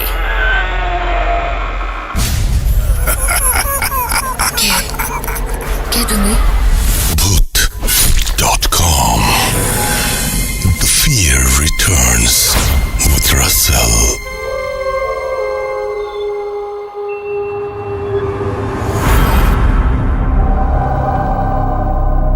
আরও একবার আপনাদের সবাইকে স্বাগত জানাচ্ছি। আমি রাসেল। আশা করছি সবাই ভালো আছেন এবং ভালোর দলেই আছেন। আফনান ভাইয়ের ঘটনা শুনতে কার না ভালো লাগে। আমি চেয়েছিলাম ঘটনাটি শেষে দেব, তবে তার আগেই এখনই আমি ভাবছি আফনান ভাইকে নিয়ে আসলে কেমন হয়। আপনারা নিশ্চয়ই বিপ্লবদার সাথে পরিচিত ফেসবুকের মাধ্যমে বা বিভিন্ন কারণে, কারণ আফনান ভাই যখন রাজবাড়িতে ছিলেন তখন তাকে নিয়ে বেশ কিছু কথা তিনি শেয়ার করেছিলেন এবং এই ঘটনাটি কিন্তু সেই লাশ কামালের ঘটনার সাথে রিলেটেড সামহাও। সুতরাং আপনারা যারা লাশ কামালের ঘটনা শুনেছেন তাদের কাছে এই ঘটনাটা অনেক বেশি পরিচিত মনে হবে এবং এই ঘটনা আরও একটা দৃষ্টিকোণ থেকে আপনি শুনতে পারবেন বা আপনার ভালো লাগবে আশা করি। তো আমরা কথা না বাড়িয়ে সরাসরি চলে যাব ঘটনায়। আর আরেকটা কথা বলি, সেটা হচ্ছে যে এখন তো সব কিছুই খোলা এবং আমরা অনেকেই অফিস করছি এখন নিয়মিত। আমি বলবো যে আপনারা অফিস করেন যাই করেন না কেন, আপনারা স্বাস্থ্যবিধি মেনে চলবেন। অনেক রকমের জীবাণুই বাতাসে ঘোরাফেরা করতে পারে, কিন্তু আমরা যদি সচেতন না থাকি তাহলে যে কোনো জীবাণু আমাদের আক্রমণ করতে পারে। তো আমরা এই যে ভাইরাসের কথাটি বলছি সেটা থেকে দূরে থাকার একমাত্র উপায় হচ্ছে নিজেদের সাবধান থাকা এবং এটাকে কোনোভাবেই হালকাভাবেও নেবেন না বা এটাকে খুব সিরিয়াসলি এটা নিয়ে যে খুব চিন্তায় পড়ে যেতে হবে এরকম কিছু আমি বলছি না। কিন্তু স্বাস্থ্যবিধি মানলে কোনো ব্যাপার না, যদি স্বাস্থ্যবিধি না মানেন তাহলে খুব সমস্যার কথা। আমি আমার জায়গা থেকে আপনাদের কাছে যে চাওয়াটা সেটা জানিয়ে দিলাম। এখন চলে যাব ঘটনায়। চলুন শুনে আসি আমরা বিপ্লবদার ঘটনাটি।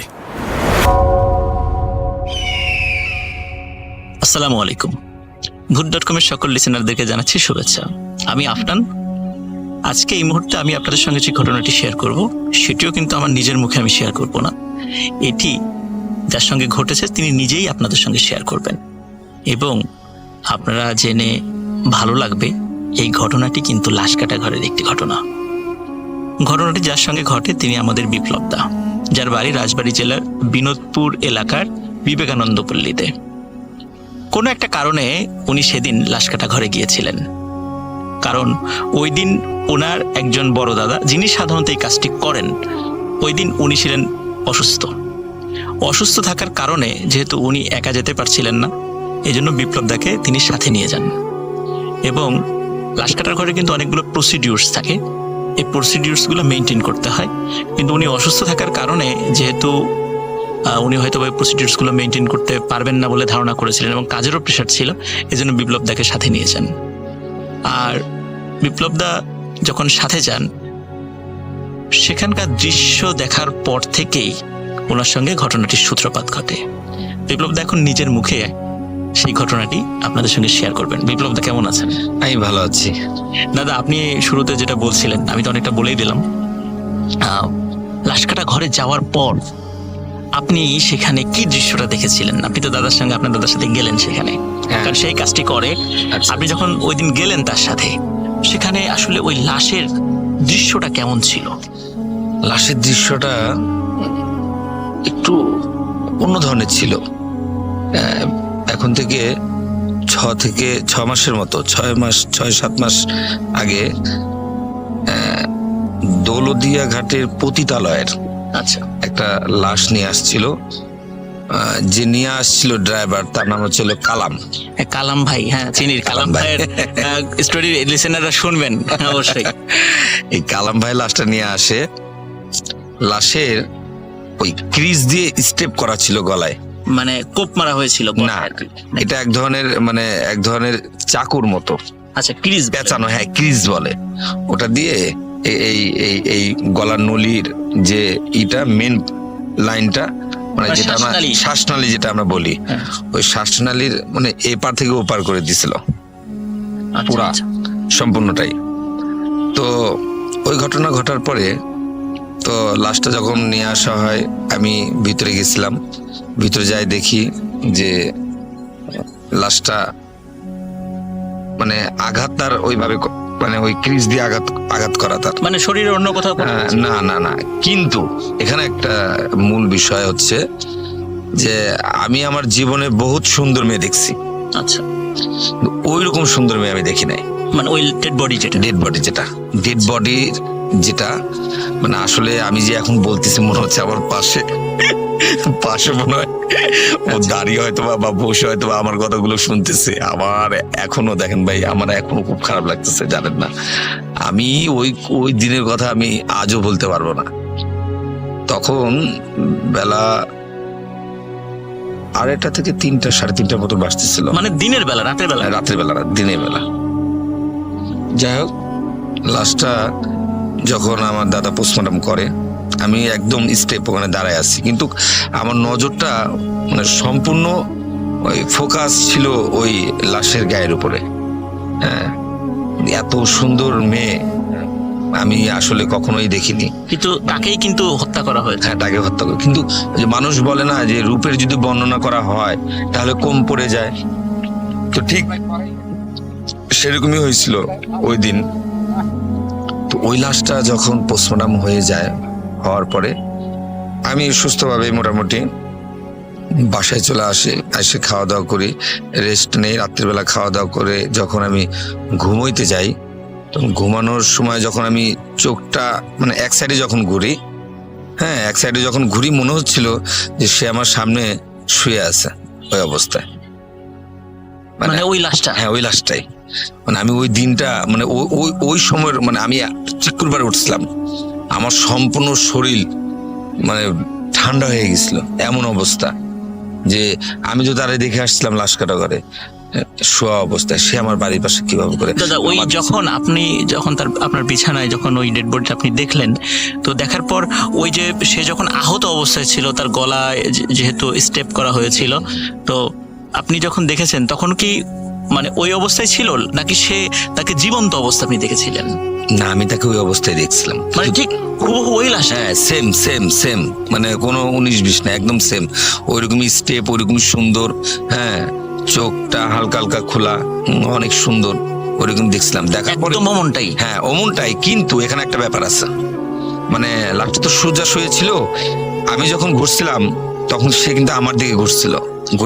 আচ্ছা, মানে আপনি যখন এক পাশে ঘুরে গেলেন, হ্যাঁ, মানে লাশটাও, হ্যাঁ, আমরা যে সোজা হয়ে ঘুমাই, যেরকম আমরা সোজা হয়ে ঘুমাচ্ছি, মানুষের ইচ্ছা হলে যে না সোজা হয়ে ঘুমাচ্ছি, আরেকদিকে কাইত হই। ওই যখন আমি আরেকদিকে কাইত হই, দেখি যে লাশটা আমার সামনে সেম ভাবে শুয়ে আছে। কিন্তু মানে আমি যখন দেখি তাকে ভালো করে, তখন দেখার পরে ও আমার দিকে এভাবে করে মুখ ঘুরায়, মানে লাশ যেরকম বডিটা শোয়া রাখে, ওই আরেক দিকে সে মুখ ঘুরায় আমার দিকে তাকায় রয়েছে। আমি তো ওটা দেখে আমি আমার মানে পৃথিবীর সবকিছু ভুলে গেছিলাম। আসলে এটা একবারে মানে একটা লাইফের কঠিন একটা ব্যাপার আমার দ্বারা, মানে আমি ওই জিনিস আজও বলতে পারি না। এখনো কি সেটা আপনি মাঝে মাঝে ফিল করেন, বা একা যখন থাকেন, বা যদি রাত্রে কোথাও যান, বা কখনো স্বপ্নের মধ্যে, জিনিসটা কি এখন আপনার ফিল করেন? এখন আবার মাঝে মধ্যে ফিল হয়, কিন্তু আসলে ফিল হলেও ওই যে মানে আসলে সাহস তো করতে হবে, মনের তো একটা বল থাকতে হবে। আমি যদি ভয় পেয়ে যাই তাহলে তো আমার যে কোনো একটা ক্ষতি হইতে পারে। এখন মনে করি না, ওটা কিছু না, ওটা কোনো ব্যাপার না, ওটা কিছু না। হ্যাঁ, কিন্তু তারপরেও ভয় তো আসলে অন্তর থেকে, মন থেকে তো ছাড়ে না, হ্যাঁ, এটা ধরেই রাখে। দাদা, একটা বিষয়, সেটা হচ্ছে এমনও তো হতে পারে যে আপনি যখন ওই ডেড বডিটা দেখেছিলেন, আপনি চিন্তা করেছিলেন যে এত সুন্দর একটা মানুষকে কিভাবে হত্যা করা হলো। এরকম যখন চিন্তা থেকে, এমনও তো হতে পারে সেটা আপনার মাথার মধ্যে এটা বসে গিয়েছিল, সেটা হ্যালুসিনেশন হতে পারে। কিন্তু আপনি যখন ঘুমের সময় সেটা বাস্তবেই দেখছিলেন, এবং আপনি যখন একপাশে কাত হচ্ছিলেন, ডেড বডিটাও আপনার দিকে কাত হয়ে যাচ্ছিল। এটা তো আসলে হ্যালুসিনেশন বা চোখে শুধু দৃষ্টিভ্রম হওয়ার কথা না।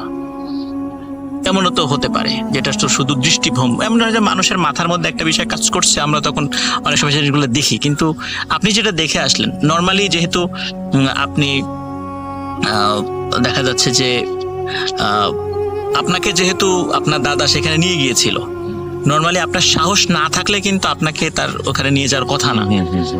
আপনাকে সাহসী মনে করেন বিধায় উনি নিয়ে গেছেন। আর যখন আপনি এত সাহসী হওয়ার পরেও আপনার সঙ্গে এই ঘটনাগুলো ঘটলো, বিশেষ করে এই ঘটনাটা যখন আপনার সাথে ঘটলো, তখন মানে আমার কাছে যেটা মনে হয়েছে সেটা হচ্ছে যে এটা ডেফিনেটলি অবশ্যই ওই জায়গা থেকে কোনো একটা বিষয় আপনার সামনে চলে আসছে। না চলে আসলে আর না যদি না আসতো, বা ও যদি আমার সাথে যদি না চলে আসতো, তাহলে সে আর আমার দিকে ঘুরে তাকাইতো না, সে সোজাই শুয়ে থাকতো।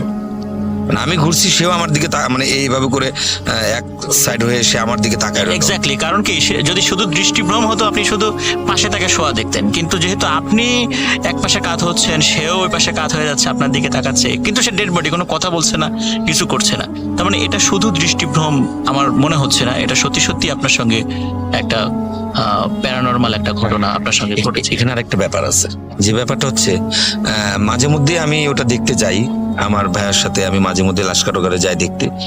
কিন্তু লাশ কাটা ঘর থেকে যখন আমি আসি, আমার একটা অভ্যাস যে আমি যখনই গোসল করি, আমার ওয়াইফ যদি গামছা নিয়ে যদি দাঁড়ায় থাকে বা একটু কথা বলে, কথা বলি গোসল করি, এই জিনিসটা আমার খুব ভালো লাগে।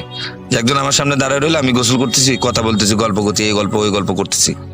কিন্তু আমি এটা একবার না, আমি এটা বহুবার ট্রাই করছি। আমি যখনই মাঝে মধ্যে যাই লাশ কাটা ঘরে, দাদা আমাকে যখনই নিয়ে যায়, আমি একটা জিনিস ফলো করি। আমি যখন ওইখান থেকে আসি, যখন আমি গোসল টোসল করি, হ্যাঁ, বা ওই যে মানুষ একটা ভয় থাকে, একটু আগুনের ছ্যাক দেয় হাতে, একটু গায়ে থুতু দিয়ে দেয়, আমি কিন্তু এগুলো দেই না, ডাইরেক্ট ঘরে চলে আসি। আসে যখন গোসলটা দেই, তখন আমার ওয়াইফ বলে যে তুমি লাশ কাটা ঘর থেকে আসছো, দেখো এই দেখো, এই যে আমার মাথা ব্যথা করতেছে, এই যে দেখো আমার 2 হাত ব্যথা করতেছে, তোমার সাথে কেউ না কেউ আসে। আসলে অপমৃত্যুগুলো তো একটা অন্য রূপ ধারণ করে। প্রত্যেকটা মানুষেরই কিন্তু জন্ম মৃত্যু, এটা তো সৃষ্টিকর্তা আল্লাহ পাক তার একটা দান। আমাদের জন্ম যখন দিচ্ছে, মৃত্যুর একটা সময়সূচি দিয়ে দিচ্ছে, সে সময় সেই সূচিতেই আমরা মরবো। কিন্তু এর আগে মানুষ আত্মহত্যা করে নেয় বা গলায় ফাঁসি নেয়, বিষ খায়, এই যে যন্ত্রণা, এই যে মারা যায়, এটা তো সে জীবনে কোনোদিন বেহেশতে যাইতে পারবে না। কারণ আছে, কেন যাইতে পারবে না? যে সে তো আল্লাহর কোনো আল্লাহর কোনো কথাই সে এই পৃথিবীতে থেকে রাখলো না বা মানলো না। কেননা যে তার একটা জন্ম দেওয়া হয়েছে, তার অমুক টাইমে অমুক ডেটে তার মৃত্যু ছিল, এর আগেই সে হয়তো বা কোনো কারণবশত সে গলায় হয়তো বা ফাঁস নিচ্ছে, এটা তো অপমৃত্যু হয়ে গেল। আসলে অপমৃত্যুগুলো প্রচন্ড ভয়ানক হয়, ভয়ানক হইতে ভয়ানক। লিসেনারদের একটা বিষয় বলে রাখি, সেটা হচ্ছে যে দাদাকে ওনার দাদা নিয়ে যান, কারণ ওনার দাদা আসলে শিক্ষিত নন। কারণ পোস্টমর্টেম করার পরে কিছু কিছু পেপারসে কিছু তথ্য, কিছু সূত্র নাম্বার লিখে দিতে হয়। তো যেহেতু উনি এডুকেটেড নন, তো মাঝে মাঝে দাদা যদি ফ্রি থাকে, মানে বিপ্লবদা যদি ফ্রি থাকে, তখন ওই কাগজগুলোর কিছু প্রসিডিউরস মেনটেন করার জন্য, যাতে করে কিছু জিনিস, কিছু সূত্র নাম্বার ফেলে দিতে হয়, যার কারণে তাকে মাঝে মাঝে রিকোয়েস্ট করে নিয়ে যান। আর ওই সুবাদে সেখানে মাঝে মাঝে তার যাওয়া হয়, এবং সেইখান থেকেই আসলে আমরা দাদার ঘটনাটা আমরা পেলাম। দাদা, আর একটা বিষয়, সেটা হচ্ছে যে এই যে যারা সাধারণত লাশগুলো কাটেন বা যারা এই প্রফেশনটাতে থাকেন, সাধারণত আমরা দেখি সারা বাংলাদেশে বিভিন্ন মর্গ যেগুলো আছে, সেখানে কিছু মানে এই লাশ কাটার কাজগুলো হয়। আচ্ছা, যারা সাধারণত এই কাজটা করেন, আমরা কিন্তু সামাজিকভাবে তাদেরকে একটু ডিফারেন্ট চোখে দেখি। তো এই বিষয়ে দাদা আপনার কোনো মন্তব্য আছে কিনা, যদি লিসেনারদেরকে বলতে। আচ্ছা, মন্তব্য বলতে আসলে আমিও মানুষ, আর যে মারা যায় আসে, মানে যার মৃত্যু হয়ে গেছে, বা যার নামে সুরতাল করা হয়েছে, যার নামে মামলা করা হয়েছে, সেও কিন্তু মৃত্যু অবস্থায় লাশ কাটা ঘরে আসে।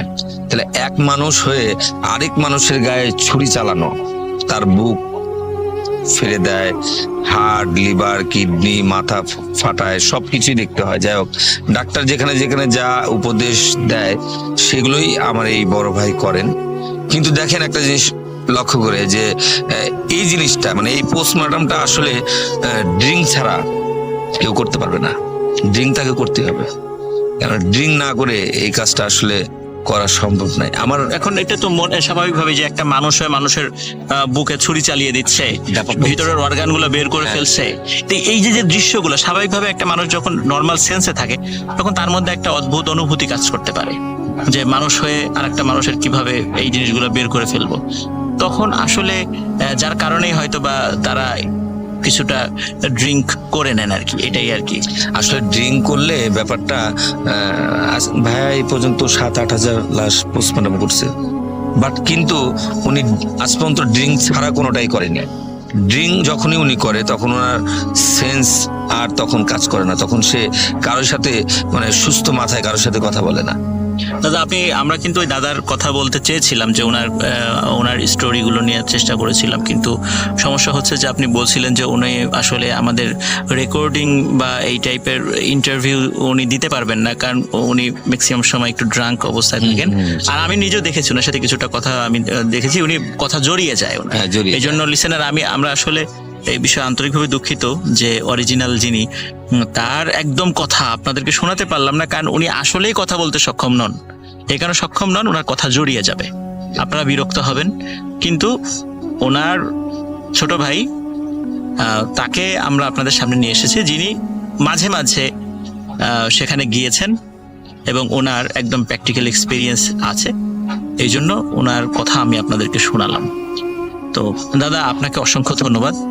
আশা করি আপনার আরো অনেক ঘটনা আমরা পাবো, কারণ যেহেতু আপনি আপনাদের পাশেই এরকম ব্যক্তি আছেন এবং পরিচিতর মধ্যে আমরা জানি যে লাশ কাটা ঘর রিলেটেড অসংখ্য ঘটনা আমরা বিভিন্ন সময় শুনেছি, শুধু মানুষের মুখেই শুনতাম। আজ কিন্তু একদম ফার্স্ট আপনার কাছে শুনলাম যিনি একদম সেখানে প্রত্যক্ষ করেছেন। প্রত্যক্ষ করার পরে এখনো আপনি যখন বাসায় আসেন, ভাবির কথা বলছিলেন যে তিনি কিন্তু খুব হারে হারে সেটা টের পান যে আপনার সাথে অবশ্যই কোনো জিনিস এসেছে। এটা সত্য। আমি মাঝে মধ্যে যখন ওখান থেকে আসি তখন সে আমার সামনে আর আসে না, তখন বলে যে তুমি একবারে গোসল টোসল করে ফ্রেশ হয়ে আসো। কারণ আমি গেলেই আমার দেখা যায় মাথা ব্যথা করে, হাত ব্যথা করে, হ্যাঁ এক চোখ লাফায়, হ্যাঁ মানে এই যে ব্যাপারগুলোটা, তাহলে নিশ্চয়ই কেউ আসে হয়তো আমার গোসল দেওয়ার পরে, হ্যাঁ গোসল দেওয়ার পরে হয়তো সে থাকে না, চলে যায়। আর আমি গোসল মানে আসলে মানুষের প্রত্যেকটা মানুষের উচিত, হিন্দু হোক, বৌদ্ধ হোক, খ্রিস্টান হোক আর মুসলিম হোক, যে ধর্মেরই হোক না কেন, মানে আমাদের ধর্মের কথা বলি, মানুষ যখন গোসল যখন করে বা হিন্দু শাস্ত্রের মধ্যে স্নান বলে, কেউ ছান বলে, কেউ আপনাদের ধর্মে মুসলিম ধর্মে হয়তো বা গোসল বলে, তো যাই হোক যেটাই হোক একটাই তো বিষয়, আমরা যখন স্নান করি বা গোসল যেটাই বলি না কেন, তখন কিন্তু আমরা সৃষ্টিকর্তার যে কোনো একটা নাম ধরে ডেকেই কিন্তু গায়ের উপরে জলটা ঢালি। এতে কি হয় জানেন? এতে দেহ পবিত্র হয়, মন পবিত্র হয়ে যায়, ফ্রেশ লাগে নিজের কাছে। হয়তোবা কোনো কিছু থাকলে হয়তোবা সে চলে যাওয়ার চেষ্টা করে। হ্যাঁ ঠিক আছে, এই হলো ব্যাপার। তো লিসেনার, আসলে আমরা একটা বিষয় সৌভাগ্যবান, সেটা হচ্ছে যে দীর্ঘ অনেক সময় পর মানে সত্যিকার অর্থে যাদের এক্সপেরিয়েন্স হয়েছে বা যাদের এক্সপেরিয়েন্স আছে, আমরা তো শুধু শুনি, কিন্তু সত্যিকার অর্থে এমন এক্সপেরিয়েন্সড পার্সনের কাছ থেকে আজকে আপনাদেরকে ঘটনা শোনাতে পারলাম। তো আশা করি আপনাদের সবার ভালো লেগেছে এবং আরো অনেক ব্যক্তিদেরকে আপনাদের সঙ্গে পরিচয় করিয়ে দিব, যাদের নাম ধরে আমরা গল্প শোনাই, আপনাদের ভালো লাগে, কিন্তু সেই সমস্ত ব্যক্তিদের কথা আপনাদেরকে কখনো শোনাতে পারি না, যে তারা আসলে কিভাবে কথা বলেন, তাদের অনুভূতিটা কি। আমরা তাদের অনুভূতিটাকেই আপনাদের কাছে পৌঁছে দেই। আমাদের কথা আপনাদের ভালো লাগে, কিন্তু তাদের কথাও আপনাদেরকে শোনার দরকার, যে আসলে উনি কিভাবে কথা বলেন, উনি কোনটা দেখেছিলেন। তো লিসেনার, ভালো থাকবেন সবাই। আরেকটি স্টোরি নিয়ে আবার আপনাদের সামনে হাজির হব। আসসালামু আলাইকুম। Spirit, be here with me.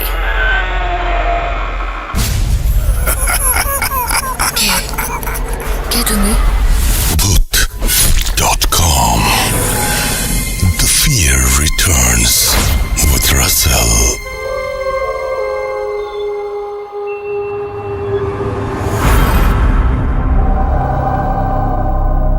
আবারও ফিরে এলাম আমি রাসেল, এবং অবশ্যই জানাবেন যে বিপ্লবদার যে ঘটনাটি সেটা আপনাদের কেমন লেগেছে। এবং আফনান ভাই সবসময় নিজে ঘটনা বলেন, এবার তিনি কিছু মানুষের ইন্টারভিউ করেছেন। আমার মনে হয় যে বিপ্লবদার ঘটনাটি আপনাদের খারাপ লাগেনি। যাই হোক, এখন যেটা করবো সেটা হচ্ছে একটা খুব চমৎকার ঘটনা, যেটি আমার কাছে কোনো একটা কারণে ভালো লেগেছে, যে ঘটনাটির মধ্যে কেমন যেন একটা মানে অরিজিনাল একটা আছে আর কি। মানে উনি খুব চমৎকারভাবে বলেছেন। এখানে তার যেমন চাইল্ডহুড উঠে এসেছে, নানির সাথে তার সম্পর্ক সেটা যেমন উঠে এসেছে, অনেক কিছুই জড়িত, এবং সেই সাথে রহস্য তো আছেই। তো আমার মনে হয় সব মিলিয়ে এখন যে ঘটনাটি আমি আপনাদের শোনাবো সেটি হয়তো আপনাদের খারাপ লাগবে না। তো আমি কথা না বাড়িয়ে সরাসরি চলে যেতে চাই ঘটনায়। আশা করছি যে এই ঘটনাটি আপনাদের ভালো লাগবে এবং আপনাদের অনেক অনেক অনেক বেশি আনন্দ দেবে। তো আমরা ঘটনায় যাওয়ার আগে আবারও আরও একবার বলতে চাই যে আপনি যদি আমাকে লিখতে চান তাহলে চলে যান russell.booth.com@gmail.com এই অ্যাড্রেসে, এবং সেই সাথে আমাদের ফেসবুকে যদি কিছু লিখতে চান তাহলে ভিজিট করুন www.facebook.com/russell. স্বাধীন। আমরা আসলে চেষ্টা করি সবচেয়ে ভালো ঘটনাগুলোই আপনাদের সামনে হাজির করার, এবং আপনারা যদি ঘটনা পাঠানো বন্ধ করে দেন তাহলে ভূত.com বন্ধ হয়ে যাবে, একদম পরের দিন থেকে একদম সোজাসুজি বন্ধ হয়ে যাবে। সুতরাং আমি অনুরোধ করবো যে বেশি বেশি করে ঘটনা পাঠান, এবং যেহেতু প্যান্ডেমিক সিচুয়েশন এখনও, মানে আমি বলবো যে কোভিড চলে গেছে বা এরকম কিছু, কিন্তু আমি এটা বলতে পারি আপনাদেরকে যে আপনারা স্বাস্থ্যবিধি মেনে এখন চাইলে স্টুডিওতে আসতে পারেন। মানে I am ready for that. If you want you can come and এখানে এসে you can share your story. তো এটা আপনারা ভেবে দেখবেন। যদি আপনারা আসতে চান ডেফিনেটলি আপনারা সেটা মেনশন করবেন একদম মেইলের ফার্স্টেই, আপনার নাম, ঠিকানা এবং ফোন নাম্বার দেওয়ার পরে আপনি বলবেন যে আমি স্টুডিওতে এসে ঘটনাটি শেয়ার করতে চাই, বা একেবারে ফার্স্টে হেডলাইনেও দিতে পারেন যে আমি স্টুডিওতে এসে ঘটনাটি শেয়ার করতে চাই। এবং যারা স্টুডিওতে শেয়ার করবেন তারা অবশ্যই ফোন নাম্বার দিতে ভুলবেন না। আপনার ফোন নাম্বারটি নিয়ে আমরা যেটা করব, আপনাকে ফোন করব এবং আমাদের অ্যাড্রেস সম্পর্কে জানাবো, কীভাবে আমাদের সাথে যোগাযোগ করতে হবে সেটাও জানাবো, যাতে আপনারা খুব সহজেই এখানে এসে পৌঁছাতে পারেন এবং ঘটনাটি আপনারা আমাদের সাথে শেয়ার করতে পারেন। কোনো কথা না বাড়িয়ে আমরা চলে যাব সেই দাদির ঘটনায়। আশা করছি এই ঘটনাটি আপনাদের অসম্ভব ভালো লাগবে। চলুন শুনে আসি ঘটনাটি। আসসালামু আলাইকুম রাসেল ভাই, আশা করি ভালো আছেন। বুথ.com এর সকল শ্রোতাদের আমার শুভেচ্ছা। বুথ এফএম এবং বুথ.com এর শুরু থেকে আমি আসছি এখন পর্যন্ত। তো আমি সুমন, মালয়েশিয়া থেকে। আমার গ্রামের বাড়ি ব্রাউনবাড়িয়া। আজকে আমি যে ঘটনাটি বলবো, ঘটনাটি 2004 সালে ঘটে। আমার বয়স তখন 14 বছর। তো বলে রাখি, আমি নানার বাড়িতে ছোটবেলা লেখাপড়া করছি, নানার বাড়িতে ছিলাম। তো ঘটনাটা আমার নানু এবং আমি ফেসিং। আমার নানু একজন ধার্মিক লোক ছিলেন এবং সামাজিক যে কোনো কাজে মানুষের উপকারে সবসময় নিজে মানে সার্ভ করতেন। যেমন আপনার থাকে না গ্রাম অঞ্চলে কিছু কিছু মানুষের বিপদে আগায় আসে, যেমন বিভিন্ন কাজে মহিলাদের সমস্যা, বাচ্চা কাচ্চার সমস্যা হইলে, কেউ ভয় পাইলে বা কেউ পানিতে পড়লে বা কেউ পেট ব্যথা, এইরকম বিভিন্ন রোগের চিকিৎসা করতেন নানু ন্যাচারালি গাছের লতা পাতা দিয়া। কিছু কিছু আবার ইসলামিক নীতিমালাই করতেন আর কি। তো আরেকটা কাজ করতেন নানু, সেটা হলো আপনার ডেলিভারি কাজটা নানু করতেন। এটা কোনো পেশা না, মূলত আপনার মানুষের উপকারের জন্য। তো আমার একজন মামা, আমি, নানা, নানি, মামানি, মোট 5 জনের ফ্যামিলি।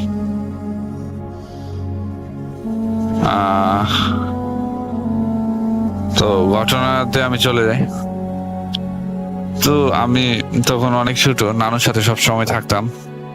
14 বছর বয়স, আর কত বড়। তো একদিন হুট করে রাত্রে 1টা বাজে আপনার 2 জন মহিলা নানুকে গড়ে ডাকতে আসছে হারিকেন হাতে নিয়ে। তো নানু ঘুম থেকে উঠলো, উঠে দেখে যে প্রতিবেশী পাশে বলতে কি মোটামুটি একটু দূরের 2 জন মহিলা আসছে নানুকে নিয়ে যেতে। তো নানু একটা সিস্টেম ছিল কি, রাত্রেবেলা কোনো জায়গায় গেলে আমার সাথে নিয়ে যেত। তো আমার ঘুম থেকে তুলে, তো আমি ঘুম চোখে নানুর সাথে বুঝতেও পারতেছি না যে নানু কই নিয়ে যেতেছে। তো এরকম একটা পরিস্থিতিতে আমি নানুর সাথে যাই। তো অনেক রাত্রে হারিকেন নিয়ে যাই পাশের বাড়িতে, ডেলিভারি একটা প্রবলেম। তো নানু ডেলিভারি করায়। তো ওই রাতেই নানু ওইখানে থাকে। তো বাড়িতে আর বলা হয় না যে আমি ওই জায়গায় থাকবো। তো সকালবেলা আমি নানু ফ্রেশ হয়ে নাস্তা করে ওই বাড়ি থেকে আবার ব্যাক করি নানার বাড়িতে। তো ব্যাক করার পরে আমার মামা খুব রাগে।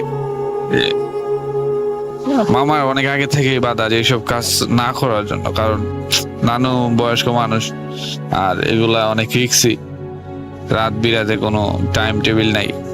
তো এই কারণে আমার মামা খুব নানুর সাথে রাগারাগি করে, প্রচন্ড রাগারাগি করে। আমার মামা একটু অ্যাংরি টাইপের লোক।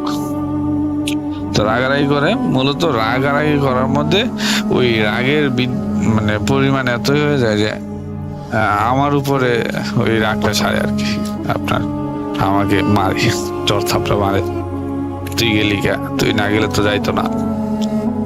তো যাই হোক, ওই দিন নানু রাগ করে নানু খাওয়া দাওয়া বন্ধ করে দেয় যে ছেলে এত ইয়া করছে, নানুরে গালাগালি করছে। তো ওই দিন নানু কি করে, হুট করে ঘর থেকে বাইর হয়ে যায়। নানু প্রচন্ড রাগী মানুষ ছিল, তো বাইর হয়ে যায়, কাউকে বলে নাই দুপুরবেলা। তো মামা প্রাইমারি স্কুলে মাস্টার ছিলেন, তো সকালবেলা চলে গেছে। তো বিকাল 5টার পরে আসছে মামা আইসা বলতেছে যে তোর নানু কই? নানু দুপুরে কই জানে গেছে, আমি তো যাই না। তো মামা খুব রাগারাগি করে আমার বলে খুঁজতে, সবাই মিলা খুঁজে, কিন্তু রিলেটিভ যাদের বাড়িতে নানু যাইতো ওদের বাড়িতে নাই। আমিও খুঁজছি, দুপুরবেলায় খুঁজছি, কিন্তু নানুকে পাই নাই। তো অ্যাকচুয়ালি মন আমারও খারাপ, প্রচন্ড খারাপ, কারণ নানুর ছাড়া এক মুহূর্ত আমার ভালো লাগতো না। তো যাই হোক, রাত হয়ে গেল, আপনার সবারই মন খারাপ যে নানু কই গেল। তখন মোবাইল ফোনটা ছিল কিছু মানুষের হাতে, কিন্তু আমার সামর্থ্য হয় না এরকম মোবাইল ফোন কিনা। মোবাইল ফোনটা রেগুলার হয়েছে 2006, আর ঘটনাটা করছে 2004। তো রাতটা খুবই কষ্টে কাটতেছে, সবাই খাওয়া দাওয়া মোটামুটি একটা কি বেতিকৃষ্ণ অবস্থা। কেউ মামারে ডাকতে গেলে মামা বলতেছে আমি খাবো না, নানারা বলতেছে আমি খাবো না। তো এরকম একটা পরিস্থিতি আর কি রাসেল ভাই। তো যাই হোক, আমি রাত্রে একটা নানুর একটা স্পেসিফিক জায়গা ছিল, ওই জায়গাটা শুধু আমি জানতাম, আর কেউ জানতো না, কারণ এই জায়গার মধ্যে নানু অনেক সময় জায়গা বসে থাকতো। তো আমি চিন্তা করলাম যে রাত্রে আমি ওই জায়গাটায় যাই দেখবো যে নানু আছে কিনা। তো আমি জায়গাটার বিবরণ দিই আপনারে। জায়গাটা এমন একটা জায়গা, আমার নানুর বাড়ি থেকে আপনার একটু দূরে বলতে কি, মাঝখানে 2টা ক্ষেত আছে, তার উপরে একটা উঁচা ক্ষেতে ক্ষেতটার উপরে আপনার 2টা তাল গাছ, একটা বড়ই গাছ। তো বেশিরভাগ সময় নানুর মন খারাপ থাকলে বা নানু ওই জায়গায় মাছও ধরতো, পাশে একটা খাল আছে, মাছ ধরতো অনেক সময়, বা ওই জায়গাটা নানুর একটা মানে কমন জায়গা ছিল। আর দিনের বেলা তো ওই জায়গায় সার্চ করছি, মানে ওই জায়গায় পাইনি। তো চিন্তা করলাম যে রাত্রেবেলা হয়তো নানু কোনো এক জায়গা থেকে আইসা ওই জায়গায় বসে থাকবো, বা আমি নানু নিয়ে আসবো। তো কি হইলো, আমি তখন রাত 9টা কি 9:30 বা 10টা বাজে এইরকম টাইমে আমি লুকায় গেছি মোটামুটি। মামা আরেক রুমে মামি নিয়ে শুয়ে গেছে, আর নানা একলা করে বসে রয়েছে। নানা খুব চিন্তিত, কই গেল। নানা অনেকক্ষণ বিশ্রাইছে, তারপরে পায় নাই। তো আমি পিছনের দরজা দিয়ে বের হইয়া, আমার হাতে কোনো কিছু নাই, লাইট কোনো কিছু নাই, কারণ আমি বের হইলে আমার মামা আমার খুব শাসন করতো। তো এত রাতে বের হইলে অবশ্যই আমার যাইতে দিবে না কোনো জায়গায়। তো আমি চিন্তা করলাম আমি নিজে যাবো। তো আমি আস্তে আস্তে হাঁটতে ওই ক্ষেত পার হইয়া, ক্ষেতে মোটামুটি একটু তখন পানি ছিল, আর খালেও মোটামুটি পানি ছিল। এই হালকা পাতলা পানি বলতে কি, মানে জোয়ারের পানিগুলো আর কি, আপনার হাঁটু সমান পানিও। তো আবার ওই খেতে যাইতে ওই দিক দিয়ে, মানে আমার নানুর বাড়ি আরেক পাশ দিয়ে খেতে রাস্তা আছে, ওই জায়গায় যাইতে। তো আমি কি চিন্তা করলাম, অ্যাঙ্গেলে চলে গেল। তো যাই আমি উপরে উঠবো, তো এমন সময় আমি মানে খেতের ডাউনে আছি আর কি, মানে উপরের দিকে উঠি নাই। এমন সময় আমি শুনতেছি আমার নানু কণ্ঠ, কাউরে বলতেছে যে তোরার জন্য আমার কষ্ট লাগে, তোরা আমার কাছে আসবি না, ঠিক আছে, আমি যা ভালো আছি। আর ওইডারে 2টা থাপড়া দে, এটা বড় বিয়াদব। তো আমি চিন্তা করলাম নানুর কণ্ঠ, কার সাথে নানু কথা বলতেছে। উপরের দিকে তাকাইলাম, তো রাত্রিবেলাতে চাঁদনি রাত, কিন্তু সবকিছু ক্লিয়ারলি দেখা যায় না। কিন্তু আমি দেখতে পাচ্ছি যে আমার নানু, কারণ আমার নানু একটা লাল চাদর পরতো সবসময়, গায়ে দেওয়া রাখতো। ওই চাদরটা দিকে আমি বুঝতে পারলাম যে নানু সামনের দিকে মুখ দেওয়া আছে, কিন্তু আমি পিছনের দিকে, অনেকটাই পিছনে ডাউনে আছি খেতে। তো আমি ওইখান থেকে, কারণ নানুর সাথে আমার এতই সম্পর্ক যে ছিল যে মানে আমি নানুর কোনো কাজে বা কোনো কিছুতে অনুমতি বা একটা আছে না যে আমি ভয় পাইলাম নানুর, এরকম ছিল না। কারণ নানু মোটামুটি তখন ছোটকালের একটা আমার বন্ধু ছিল। তো আমি ডাক দিলাম, নানু তুমি এখানে কি করো? তো নানু পিছন থেকে আমার শব্দটা শুনতে পাইছে, আর ডাকটা শুনতে পাইছে। তো ডাকটা শুনতে পাইয়া আমার দৌড় দিয়া মানে মানে আপনার 20 হাত দূরত্ব, নানু এত স্পিডে আমার কাছে আইলো, আয়সে আমার জড়ায় ধইরা ফেরা চাদরের ভিতরে মানে কইলো কথা কবি না, চুপ চুপ চুপ। তো নানু আবার ওই জায়গায় নিয়ে গেল। তো নিয়ে যাওয়ার ক্ষেত্রে আমি যা দেখলাম যে মানে 4 দিন রাতে আমার এখনো বলতে গা শিরশির করতেছে। 4টা বিড়াল, 4টা বিড়াল, এবং বিড়ালগুলা খুব কালো, শুধু চোখগুলা লাইটিং করা, মানে একটা লাইট মারতে আছে আর কি, বিড়ালের চোখ রাত্রেবেলা যেরকম হয় আর কি। তো একটা স্পেসিফিক রাউন্ডে এরা মানে সেনাবাহিনী যেরকম আপনার দাঁড়া করে রাখে না অ্যাসেম্বলির সময়, এরকম একটা লাইনের মধ্যে 4টা বিড়াল দাঁড়ায় আছে, এবং কি সামনে অনেকগুলা খাবার।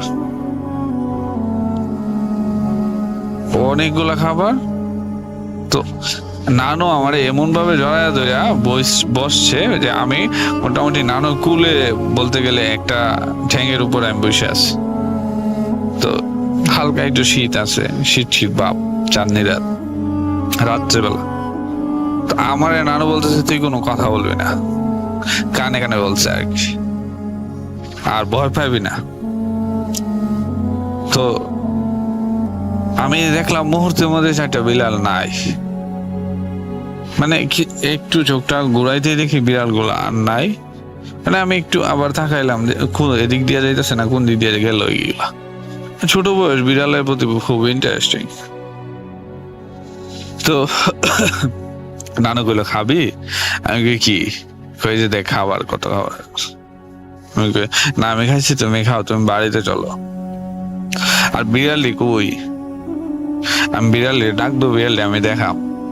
কালা বিড়াল আমি জীবনও দেখছি না, এমন কালা বিড়াল। তো নানু কইলো এই বিড়াল না,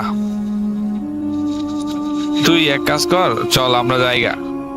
তো আমার কাছে এতই মানে আপনার একটা ইন্টারেস্টিং কাজ করতেছে, আমি বিড়াল গুলা দেখবই। আমার কাছে মনে হইলো কি আমি ছোটবেলায় জিন ভূতের গল্প টল্প শুনতাম, তো আমি চিন্তা করলাম যে নানু মনে এরকম কোনো কাজ করে, বা নানু মনে জিনে মিনে ধরছে বা এরকম। আমায় কয় নানু আমি দেখবো বিড়াল গুলো আমার একটু দেখাও। ঠিক আছে ডাক দো, তুমি তো এতক্ষণ ছিল তোমার সাথে, তুমি এই দিলেও কথা কইতেছো, বিড়ালের লোক কথা কইছো। কয় না না তুই চল চল। তো মা নানু খুব রাগ করলো, চিন্তা করলো আবার যে, তো আমি বেশিরভাগ সময় মন খারাপ করে ফেলাইলে হুট করে নানু আমার কাজ, আমি কোনো একটা জিনিস ডিমান্ড করলে নানু ওইটা প্রথম না করে তারপর আস্তে আস্তে মানে গইলা তারপরে আমার কয় যে না কর। তো আমি মনটা খারাপ করে ফেললাম। তো নানু কইলো আচ্ছা ঠিক আছে, তোরে বিড়াল দেখাবো না, তোরে কুকুর দেখাবো। আমি কুকুর দেখাইবা? আচ্ছা ঠিক আছে, বিড়াল দেখতাম না, কুত্তা দেয়া।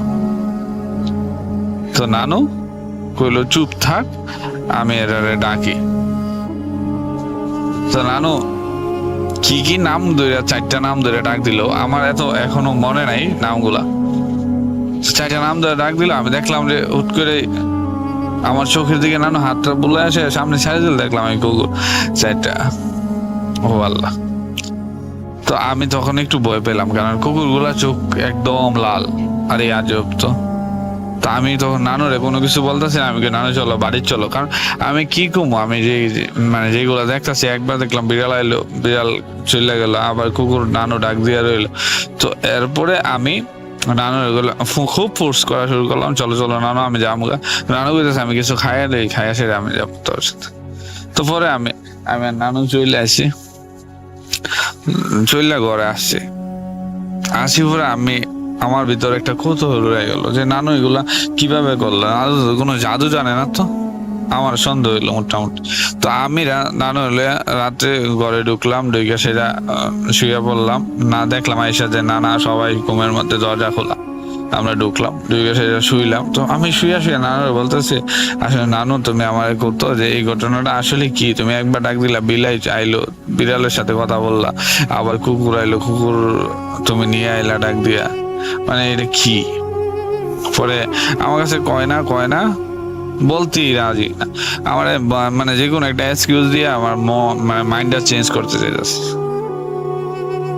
তো এই গেল একদিন, আমার কাছে কৌতূহলটা রয়ে গেল। তো রাসেল ভাই আপনার কিছুদিন পর, 15-16 দিন পর আপনার আমার গ্রামের একটা বাৎসরিক একটা ওয়াজ মাহফিল আছে, অনেকটা মোটামুটি দূর, 1 কিলোমিটার দূর। তো আমরা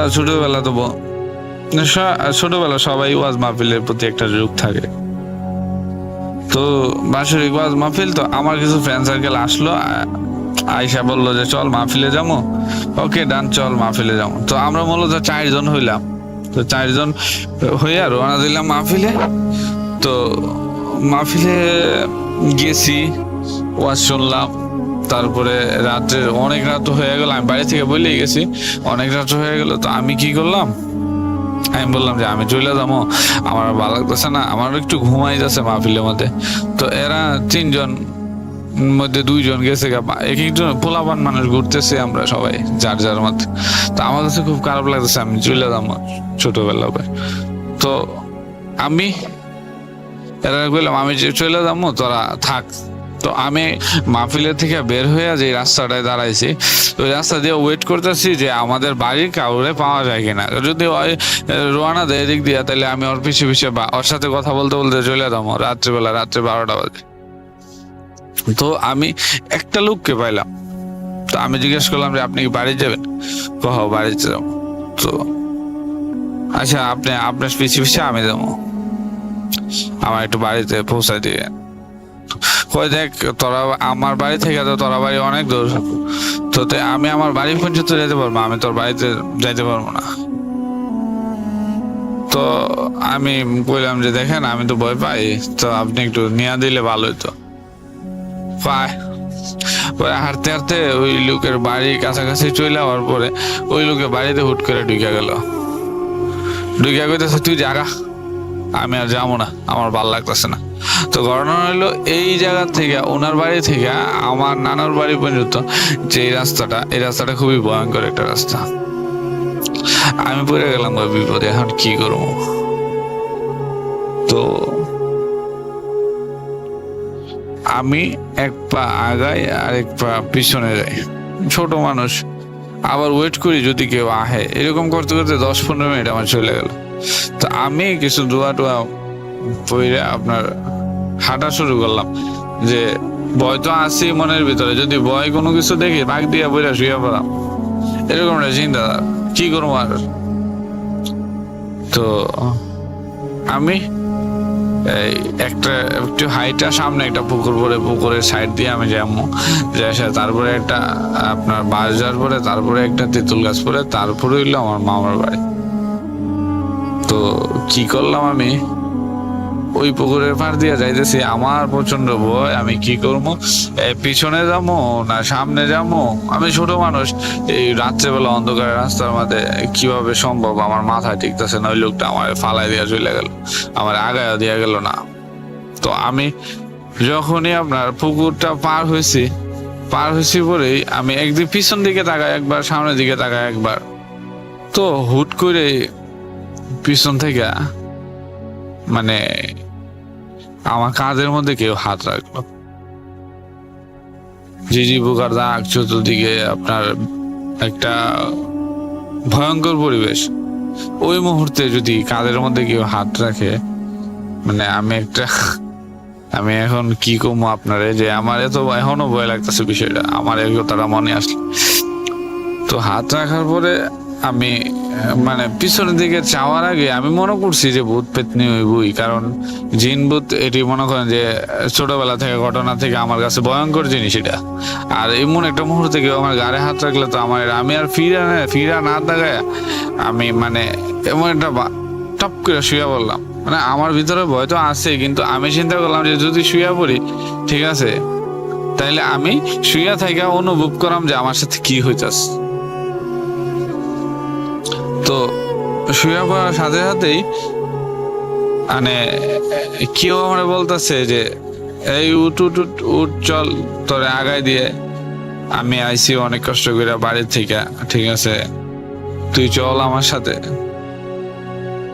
তো তোরে আমি আগায় দিয়ে আসবো। আমি এই কথা শুনি না যে আমার কণ্ঠটা পরিচিত মনে হইলো।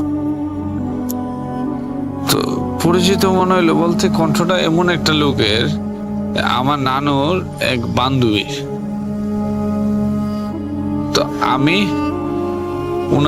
ওনার সাথে আমার একটা ভালো কন্ডিশন, নাতি বললে ডাকতো, পাশের বাড়িরই কাছাকাছি।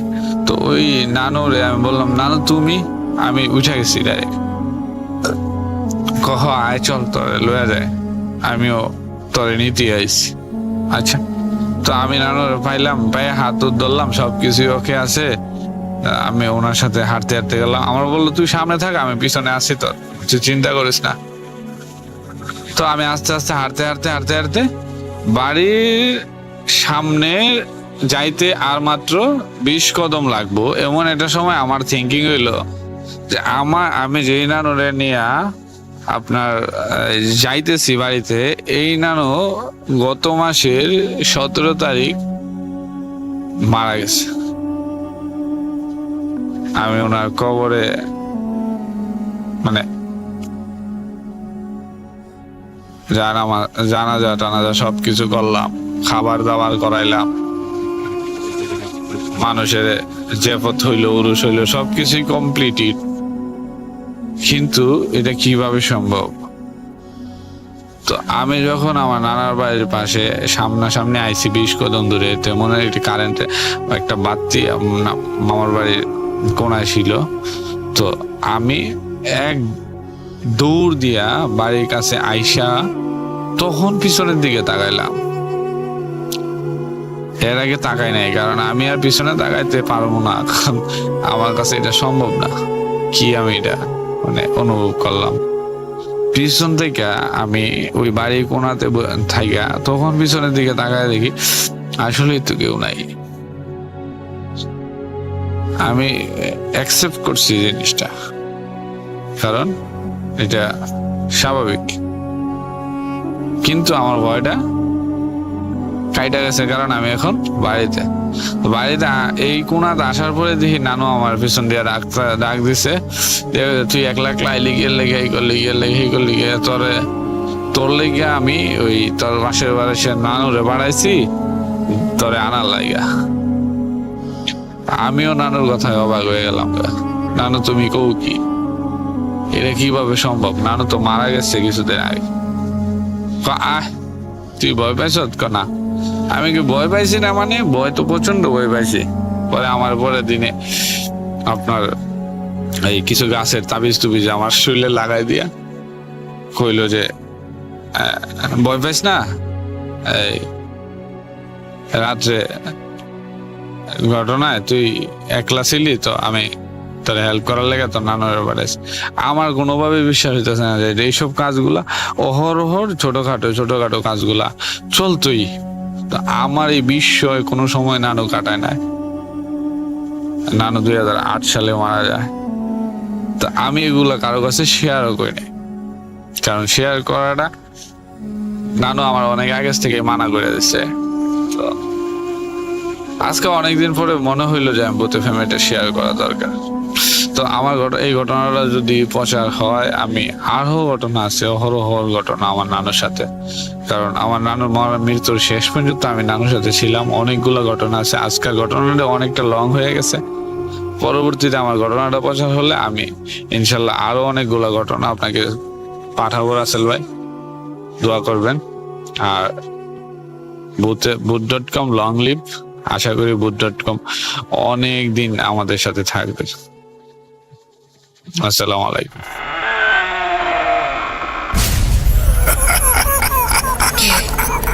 কে তুমি? Bhoot.com. The fear returns with Russell.